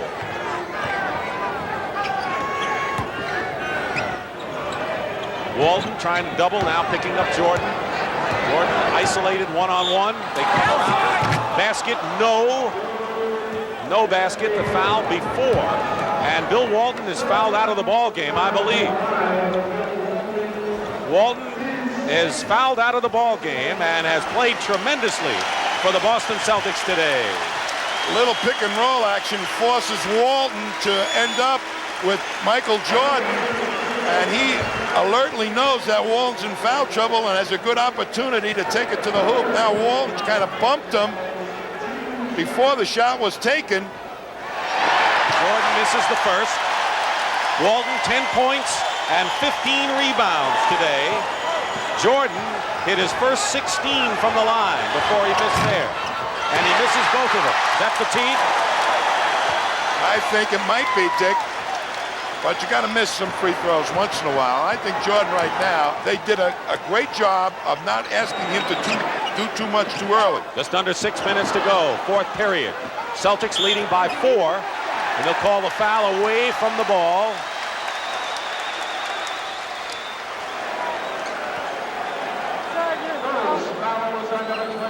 Michael Jordan, 2 fouls on Jordan. Parrish in the ball game. He's playing with 4 fouls. Bill Walton fouled out of the ball game. Dennis Johnson is playing with 5. Bird triple teamed all of a sudden. Paxson gets back to Johnson. And a good, quick defensive move by Paxson. Yeah, but DJ didn't swing the ball like they normally do to the wide-open Danny Ainge, who's had a hot hand here. Jordan cuts the Celtic lead to 2, and he has 46 points. 5:23 remaining. Keep in mind, the Boston Celtics went into this game with a 41-1 record at Boston Garden, including Game 1 victory over Chicago on Thursday. Corzine on McHale. Double again with Paxson. Parrish in a crowd. Jordan the rebound. And Chicago, knowing when to double, alertly playing good team defense. Confusing them. The Celtics are not aware all the time of where the double is actually coming from and who the open man is. Bird winds up with the ball and gets it to Ainge. 3-on-1 Boston. Johnson to Ainge and a whistle. Chicago foul as Ainge is slow getting up. This is kind of playoff intensity as John Paxson. You know, there was a pretty good no call on Bird with that outlet pass. Was going down when he made that outlet pass. They easily could have called a foul on that, but the Celtics still didn't get a hoop out of it and not a free throw either. Parrish gets free. Parrish with only 8 points in the ball game, his first point since the opening period. But it's good enough to give the Celtics a 4-point lead, 108-104. Nearly 4.5 to play. Jordan is short. McHale lead pass. Paxson tops it over, and Ainge was hit in the eye. Jordan brings it up. Ainge staggered for the moment, and a foul called against Bird. Paxson was shaken up, and so is Danny Ainge. There was a collision on that long McHale outlet pass. A great athletic move here by Paxson to go over the top of Ainge. And then Ainge gets hit in the jaw by Paxson's elbow. And Paxson really took a header too. 2 down and 8 to go. Larry Bird was called for his 5th personal foul. I have never seen as many fouls called in a game like this. I'm going to see Bird on this outlet pass right now. Somebody's got him. They're holding him. That's where I said before they could have called the foul. Corzine. They're going Corzine, which wasn't called, and it was like maybe a good no call because the officials felt that the Celtics had a good fast break advantage. Chicago's been missing from the line as of late. Something they can't afford to do here. Trailing by 4 with 4:23 to go. 1 out of 2 for Charles Oakley. So Bird with 5 fouls. Dennis Johnson has 5. Walton is fouled out of the game. Parrish, who has 4s on easy street compared to the others. 4:11 remaining. Bird feeding Parrish. Blocked. A block by Woolridge, I believe, or Jordan. We'll check. Chicago with a chance to cut it to 1. What a morale builder that defensive stint was for the Bulls. Jordan. Looks like lately the Bulls have been going to Jordan like they did at the start of the last game. Here he is, the move and the basket. And it's a 1-point game as Stan Albeck urges his team on. 108-107, that much time to go in the 4th.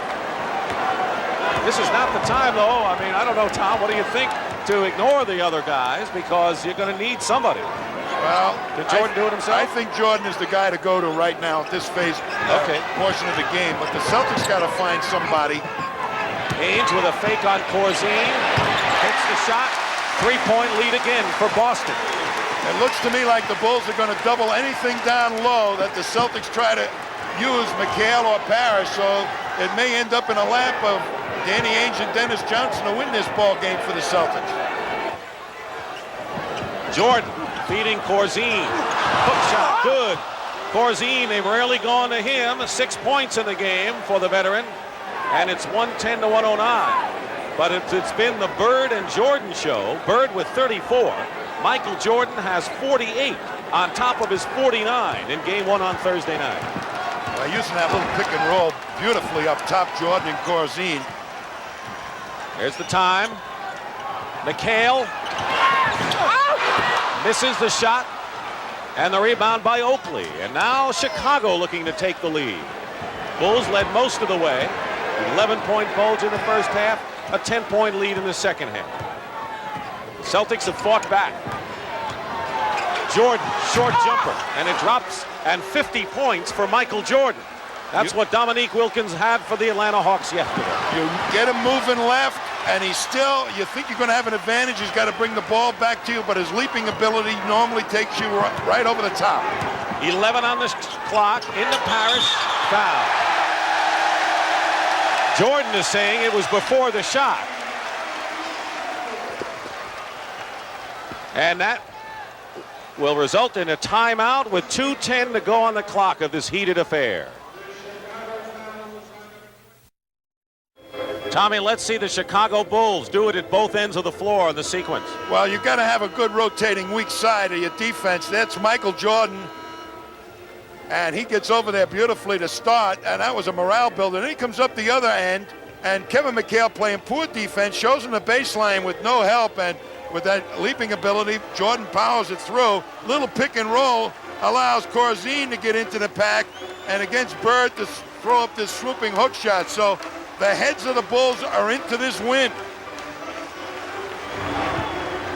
2:10 remaining. 111-110, Chicago leading.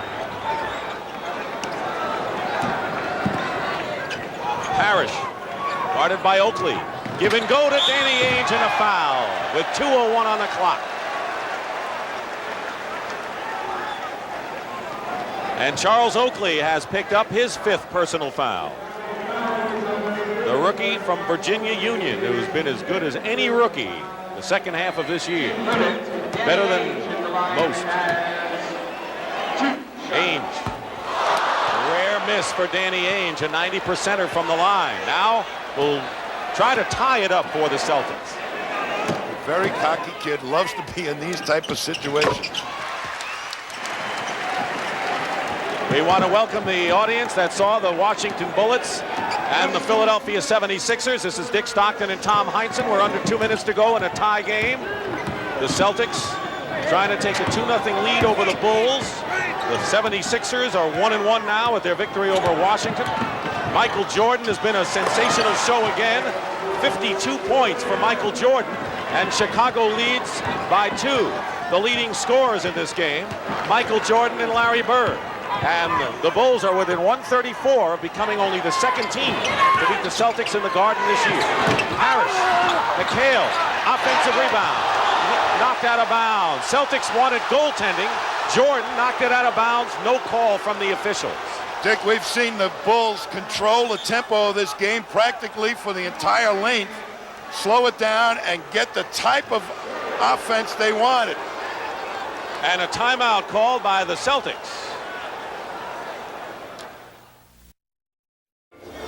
It's come down to this in the Boston Garden. Dick Stockton and Tom Heinsohn with 1:25 remaining in the final period, and the Chicago Bulls lead by 2. The timeout story and the fouls situation, which has played a major role here. Bill Walton has already fouled out for the Boston Celtics. Dennis Johnson, Danny Ainge, and Larry Bird have 5. Oakley with 5, and a host of people with 4.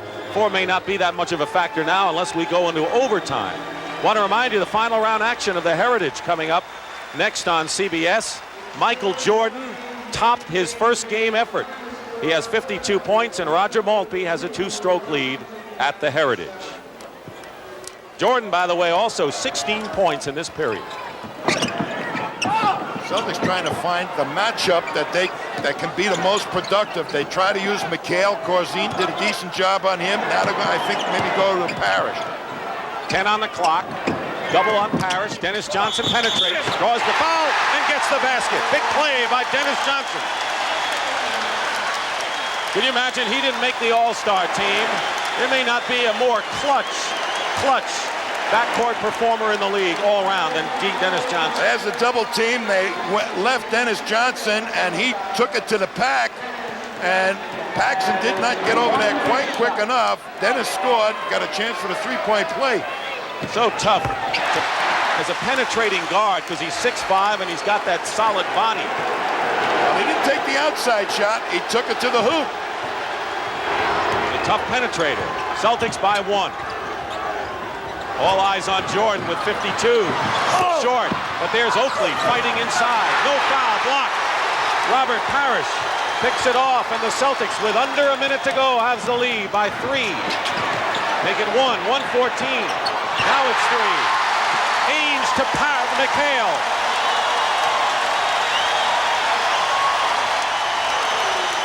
.27 for Kevin McHale. Those big guys run down the middle of the floor. They get open. It's been the Celtics story this year.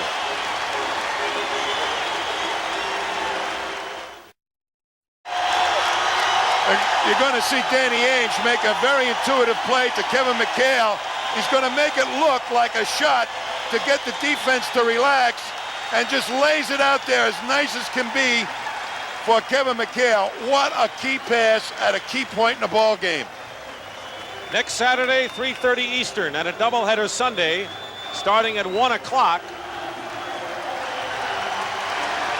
CBS will bring you the playoffs. Kevin McHale, the latest hero. And the Chicago Bulls have talked things over. 116 to 113, 45 seconds to go. Tommy? Well, if it doesn't go to Michael Jordan, I'll be very surprised. But what they really have to do, the Celtics will be jumping at him, is on the shot by Jordan. If he misses, everybody bang the board. Paxson. Corzine in the corner, inside to Oakley, and a foul. Parrish, that'll be his 5th personal foul, 5 on Robert Parrish. So they went to someone else other than Michael Jordan and Casey Jones. Well, they beat the Boston press, and here's Oakley underneath, and there was the foul on Parrish. Bird had a hand on the ball. Boston went up and challenged Michael Jordan. Oakley 66% from the line on the year, 4 for 5 today. But when they pushed it up, the rest of the defense of the Celtics wasn't into play. Good move by Paxson to create it. And the Celtics lead by 2, and now Chicago has to play defense right here and not allow the Celtics to score, and perhaps not to foul. They'll get another possession. 23 seconds and 11 on the shot clock. Bird guarded by Woolridge. Bird fires it up blindly. Parrish loses it to Oakley. And there are 8 seconds to go, and Chicago calls timeout with 6 on the clock. Now, 2-point ball game. Chicago. Larry Bird threw up a wild shot. Parrish seemingly had the ball, and there was Stan Albeck looking on as Oakley ultimately wound up with the ball. That was a 4-hop play. And Stan, right on it, calls the timeout. But here's Bird being double teamed. I think he was really hoping he'd get a foul call that time. Parrish has the rebound, and a nice knockaway by Jordan right into the hands of Oakley. Well, they got the ball to the man they wanted, Larry Bird. Not the best judgment that time. He thought he might have gotten fouled. That's why he let it fly. All right, so 6 seconds to go, Tommy. The obvious thing is to let Michael Jordan do it, either outside or inside. He has a career high of 52 points.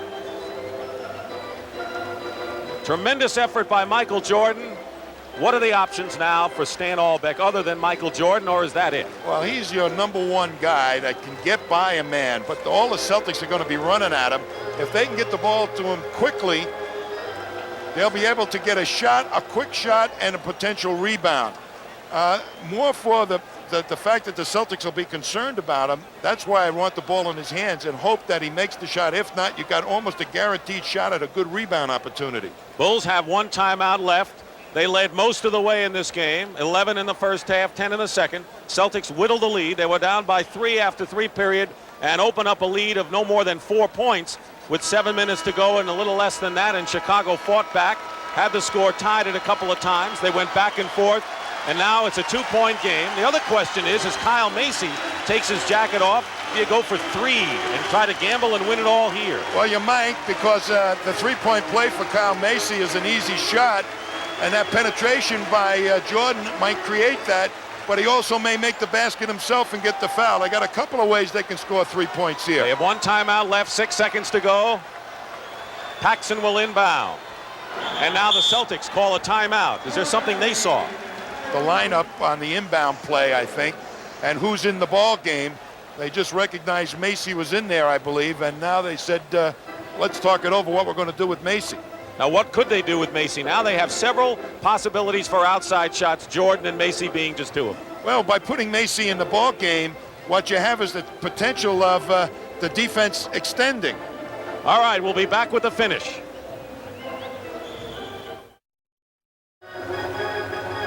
The Chicago Bulls have given the Boston Celtics a tremendous battle today, but need 2 points to tie, perhaps 3 to win with 6 seconds to go. Michael Jordan with a career high of 52 points on the heels of 49 in Game 1. Larry Bird with 34 points and 11 rebounds today. And talking about whether to go for 3 or 2, keep in mind that Bird has 5 fouls, Parrish has 5, Walton's out of the game. Chicago may be better off going for 2, but who knows? They got Paxson and Macy in there. By having them in the lineup, that might extend the Celtics defense. Wedman is in for Boston for defensive purposes. That's the change the Celtics made. Michael Jordan working against Dennis Johnson. Clock running down, 3 seconds, three-point shot, no good. And a foul, wait. A foul against Kevin McHale has been called by Middleton with no time showing on the clock. Kevin McHale can't believe it. Kevin McHale has been called for the foul on Michael Jordan from 8 feet beyond the three-point line. I have to see it myself. Here's Kevin coming all the way, and we didn't see what actually happened, but players do fake the foul. He can tie it up here and send the game in overtime. No time remaining. He made his first 16, then missed 2 before he made the 1, and this is pressure.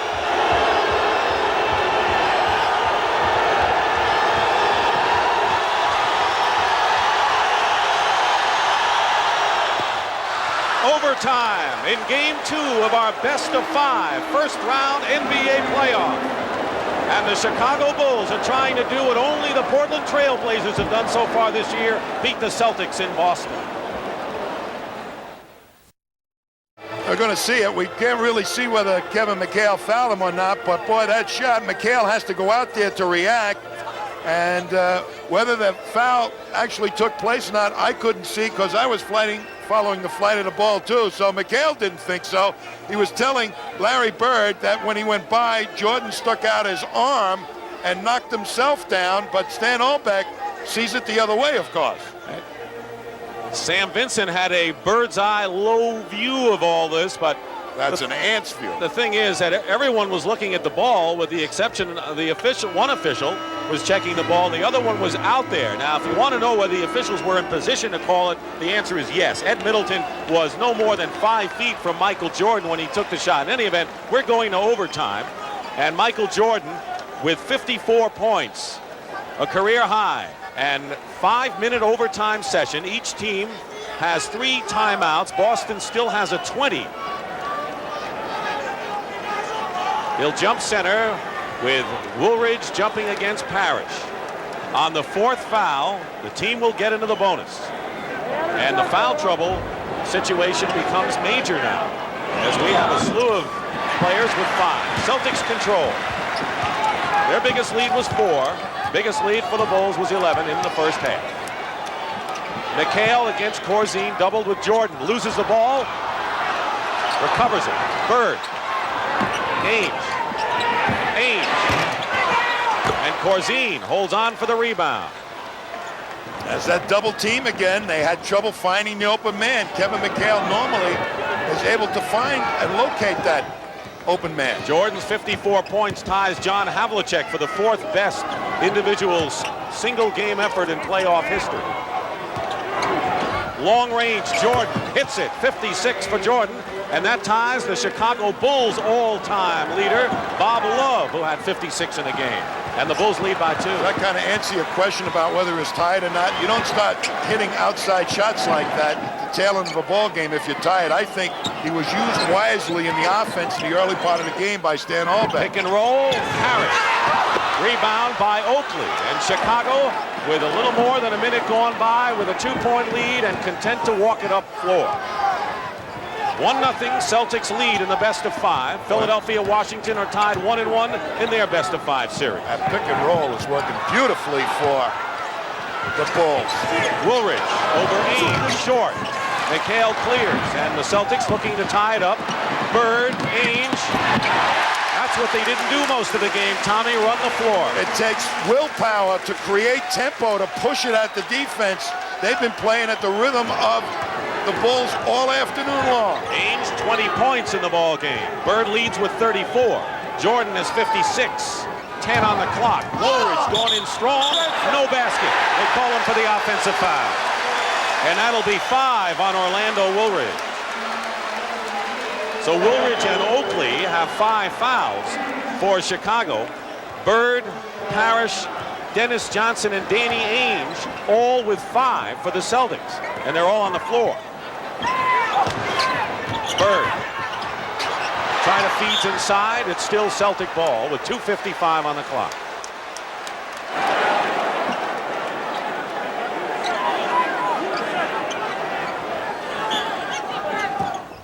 Ainge, baseline, fires it up. Bird loses the ball inside, and Oakley got a piece of that one. 118, 2:45 remaining in overtime. Jordan hit 2 free throws with no time on the clock to send it into OT. Throws up a wild shot here. Celtics trying to take the lead, 2-on-1. Parrish is fouled by Paxson. So this is where we are. Game 2, and the drama is not over yet here at the Garden. Philadelphia and Washington are 1-1.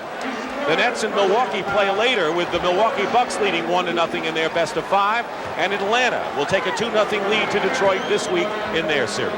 The Celtics right now on that defense were trying to disrupt the rhythm of the Bulls offense by doubling people, taking the ball out of the hands of the people the Bulls want to have the ball. Michael Jordan, Woolridge, and it's creating a little confusion for the Bulls. They're not going to get the good shots, it looks like, but Boston has to convert.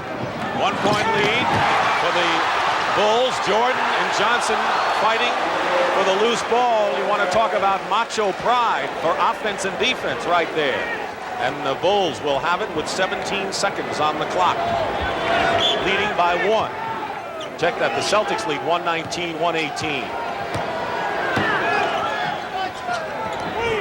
Free throw by Parrish, the difference right now. Woolridge going up strong, and it's Chicago now, 120-119. Sit back and watch this one. They're taking shots at each other. Haymakers. This crowd is quiet. Parrish lost it to Corzine, and under 2 minutes to go, Chicago with a 1-point lead and the ball. This is a team that lost 52 games this year. Worst record of any team in the playoffs. Celtics with the best record in the league, 67-15. They're this close. 3 on the shot clock. Jordan, basket, good, and a foul. And a big basket for the Chicago Bulls. And Jordan could give them a 4-point lead. 58 for Michael Jordan. Why isn't he tired right now? Well, 2 things, I think. 1, he missed a great portion of the season. He doesn't have the normal fatigue.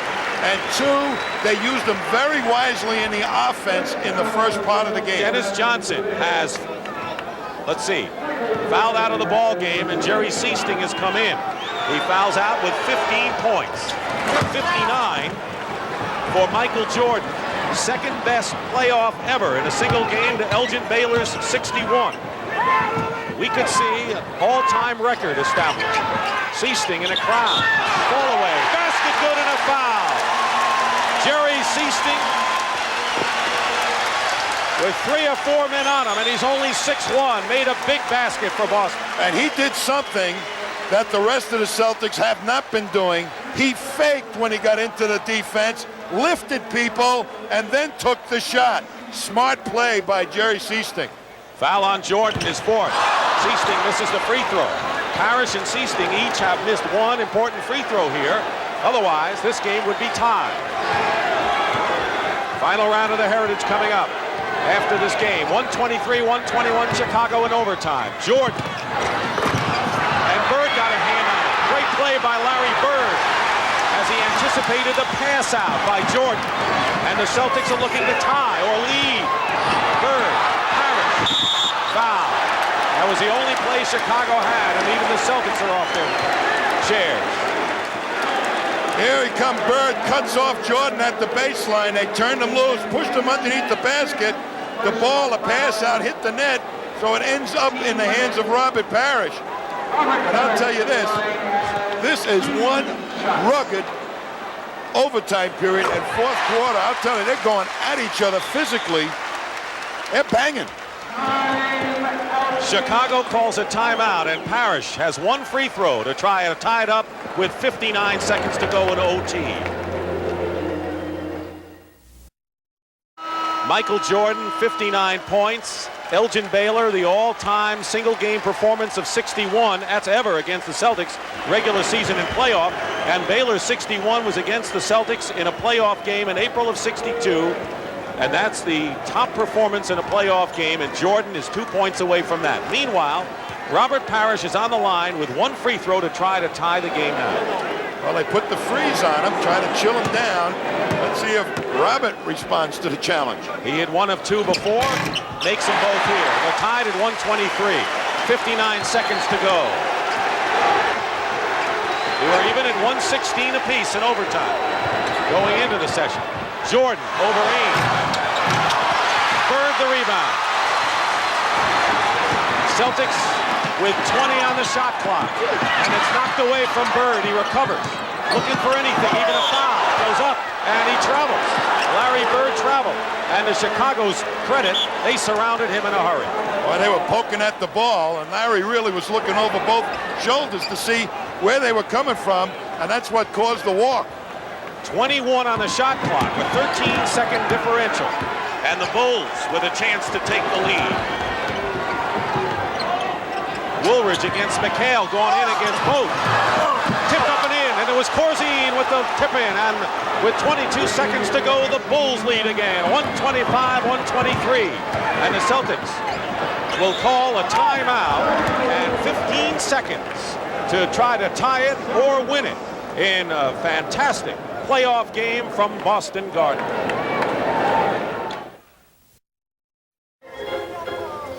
We're going to look at Dave Corzine right here. Robert Parrish is supposed to block him off the boards, but he gets mesmerized by the penetration, and he lets Corzine step inside, and he uses it to good advantage for a beautiful key tip-in to put the Bulls ahead by 2.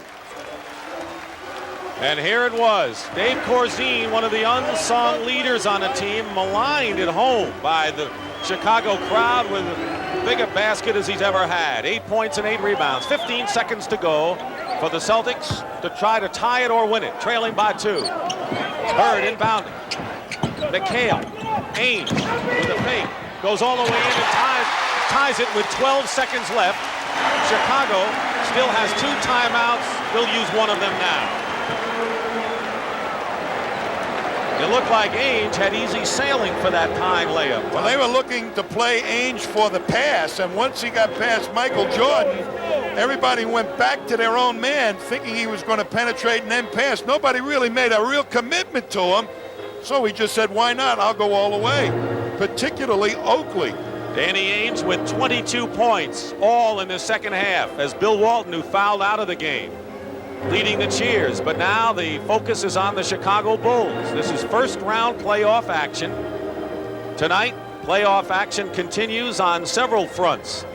In the NBA, the Milwaukee Bucks host the New Jersey Nets with Milwaukee leading 1-0. Denver is at home with a 1-0 lead over the Portland Trail Blazers, and Dallas will try to make it 2 in a row at Reunion Arena against Utah. Stan Albeck, who coached the Spurs, coached Cleveland before that, and the Nets in his first year in Chicago in a topsy-turvy year with Quentin Daly suspended with a drug problem and injuries to a lot of people, including Jordan, who missed 64 games.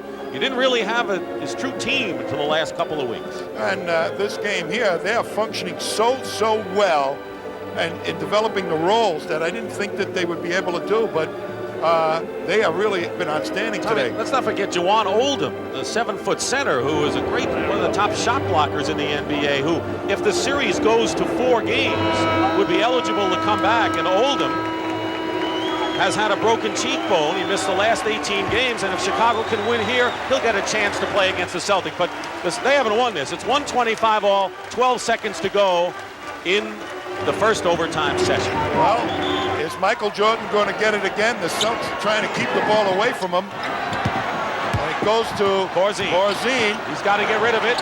Here's Jordan. Jordan with a jump shot. Jordan misses the shot. 2 seconds to go, and the Celtics call a time. They'll get a chance to win it once more. The regulation ended when Michael Jordan missed a three-pointer and was fouled by McHale and hit 2 free throws with no time remaining. And now Boston can have the last laugh.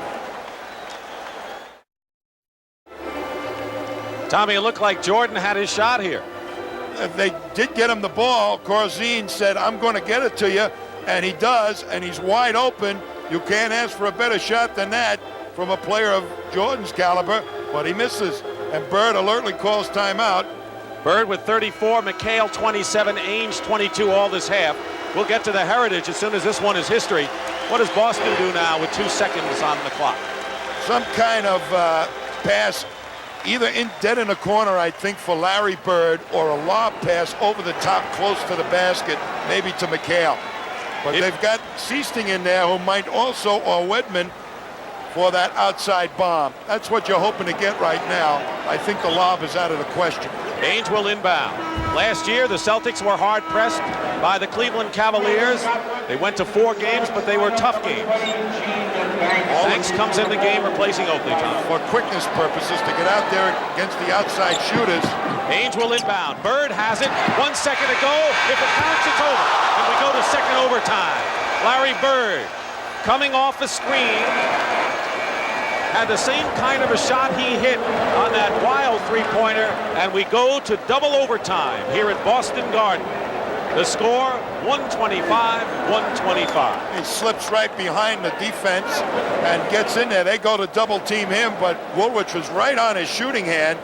And he back rims it. I mean, those are prayer shots, of course, but both teams had their best shooters, best players taking that outside shot. Neither one made it. Watch it from another angle.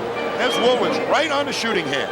Tommy, I know that we're not into the finals and the drama of the finals, but you know, this is kind of like the shades of the Boston Celtics and the Phoenix Suns in a 3 overtime game that you remember. Remember that one?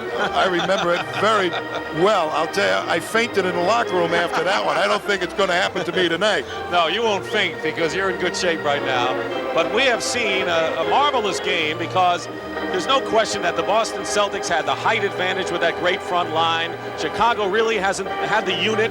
And, you know, while we give the Bulls a lot of credit for staying in and sending this game to double overtime, they had many chances to win, and the Celtics just would not allow it. And they've been the team that has been in more foul trouble than the Bulls today. I think the Bulls have played the game exactly the way they wanted to. The Celtics were not able to break the rhythm of the tempo of the game that the Bulls established. Never got pace into it, never got any easy baskets. The Celtics sometimes feel that we've got the best low post players to go to all those matchups. We'll win it that way. It didn't work out that way so far.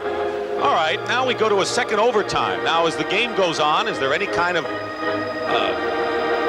emphasis that maybe shifts when you get into a second 5-minute session? Well, I think right now Danny Ainge is saddled with 5 fouls, and if he ends up fouling out, one of their good outside shooters goes by the boards, and then Rick Carlisle or somebody else maybe will have to come in, David Thirdkill, to try and play Jordan. And that could be a big, big factor.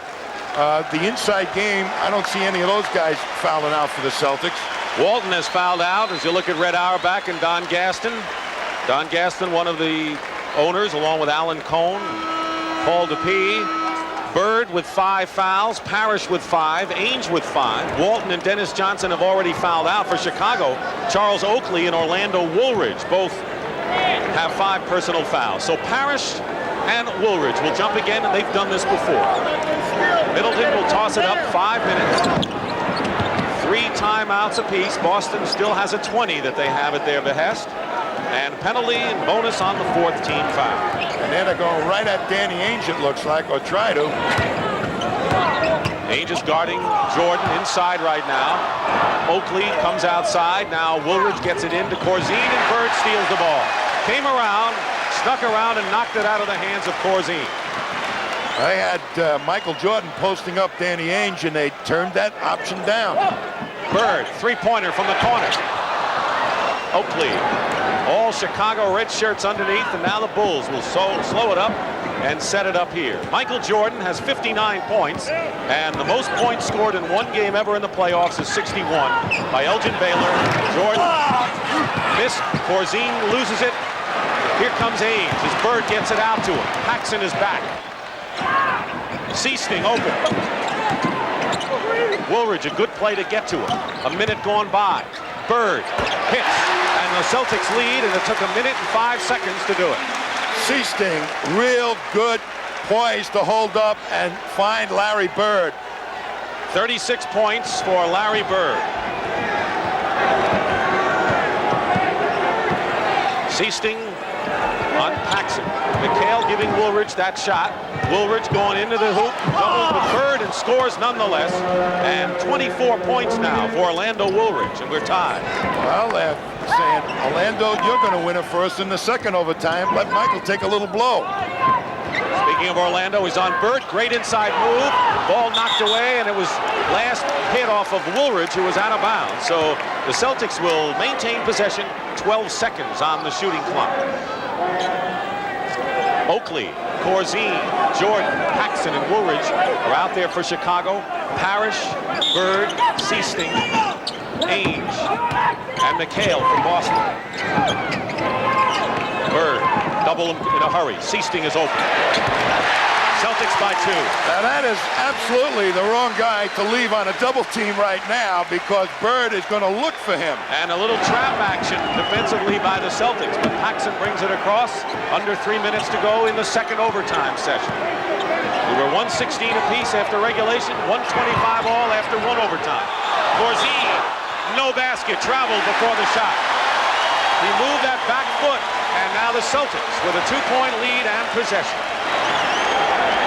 Little pick and roll play is causing the Celtics trouble. They're switching onto Michael Jordan, and Corzine is getting a mismatch against the little guy. McHale, Seasting all alone in 3-point territory. Bird coming out. Bird throws it away. Long pass, Woolridge. Woolridge in a crowd, blocked by McHale. Loose ball out of bounds. And it's Celtics possession.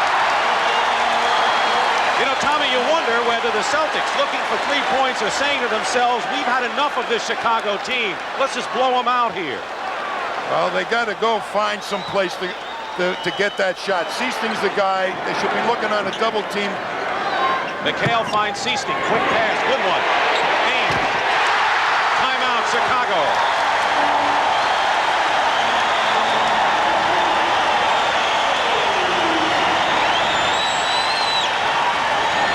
The biggest lead of the game for the Boston Celtics, with just under 2 minutes remaining in second overtime. 262nd consecutive sellout at Boston Garden are seeing a gem today. We're back here, 1:59 to go, 131-127. The noise, too much for this young tyke. But he'll take it. This is the excitement of the game. So now it's 131-127. Chicago has the ball, and keep in mind that man Michael Jordan, who has 59 points, has missed his last 4 shots. Well, he finally might be getting tired. No. You don't think so? No, I'm kidding. He should have been tired an hour and a half ago. Ainge guarding Michael Jordan. Jordan goes up with a shot and hits it, and has 61 points to tie Elgin Baylor's all-time single-game playoff record that he established against these Celtics 24 years ago. McHale working against Corzine. And Jordan the rebound, and with 1.5 minutes to play in 2 overtimes, Chicago looking to tie. And the Bulls took off the double team that time in respect for Seasting and Ainge's outside shooting. Jordan with 8 on the clock. Jordan ties the game. Oh, boy. 63 points, and you're looking at an all-time record. Oh, boy. Michael Jordan. That was a fantastic move. I mean, he went over 3 guys that time. No one has ever scored more points in a single playoff game in NBA history than Michael Jordan. A minute to go, and tied at 131. 7 on the shot clock. McHale to Seasting, open. And the Celtics regain the lead, and if you don't think Jerry Seasting has been maybe the missing ingredient to the Celtics this year, just see what he's done in this game. 8 points, but big 8 points. An incredible shooting. He went down and doubled at the last instant, and Seasting got the easy shot. He's going to make those. McHale is on Jordan now with 6 on the clock. He missed. Parrish, the rebound. Not to be denied, he grabbed it away from Oakley. Celtics with 24 seconds to go. And 17 on the shot clock, lead by 2, and this is a critical possession. How many times have we said that? 10 on the clock. Bird, pick and roll, Parrish.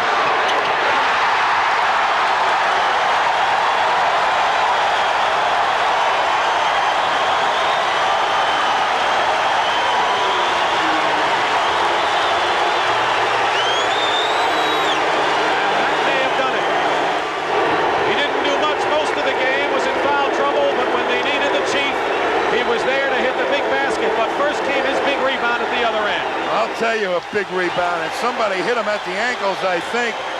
The great timing, and as Oakley going down, getting his foot trapped, got it up the court. A little pick and roll. He goes strong to the hoop and just straight up with it. That's pressure basketball, making the big ones when they count. They got 9 seconds remaining to the Bulls and 1 timeout, and they need 2 possessions, really. A 3-pointer, and they need a possession again. I was very impressed with the real confidence of Jerry Seasting at key points. It's going to give Casey Jones, if he hasn't already got a world of confidence in Seasting, to use him in real key situations down the stretch. He might end up in the playoffs being the designated double team breaker when the Celtics really try to exploit that inside game.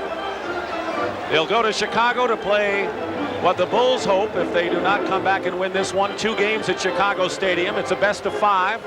The Celtics are 9 seconds away from taking a 2-0 lead, but they won't escape out of here without the fight of their lives, especially on their home turf, where they have lost only 1 time all year. Washington and Philadelphia are tied 1-1 in their series. Atlanta has a 2-0 lead over Detroit, and Milwaukee will try to take a 2-0 lead over the Nets later tonight. Next weekend, we'll be with you Saturday, 3:30 Eastern, and then a doubleheader Sunday, beginning at 1 o'clock Eastern, as the NBA playoffs on CBS continue. You know, the other surprise is that Danny Ainge has not fouled out with Michael Jordan handling that ball. Bird so didn't much. foul out either. Well, I'm saying Ainge played very smart defense. He knew he had to stay in this game. Especially with Dennis Johnson fouling out. Right. 9 seconds to go.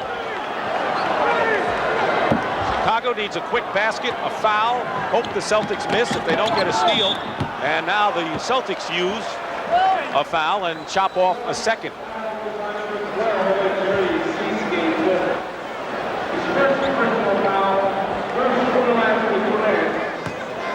Next foul will result in the bonus, so they had 1 foul to give in the overtime. Paxson looking inbound. Woolridge, 6 seconds. Woolridge for 3, way short. Throws up an air ball, and the Celtics will have it with 4 seconds to go. And a hard-fought victory for the Boston Celtics to take a 2-0 lead over Chicago in their best of 5. Our Miller Lite most valuable player of the game is Michael Jordan, with an all-time record 63 points in a single playoff game. Coming up, final round action from the Heritage. So for Tom Heinsohn and Pat O'Brien, Dick Stockton saying so long from Boston Garden. The final score, the Celtics 135, the Bulls 131. The NBA on CBS has been a presentation of CBS Sports.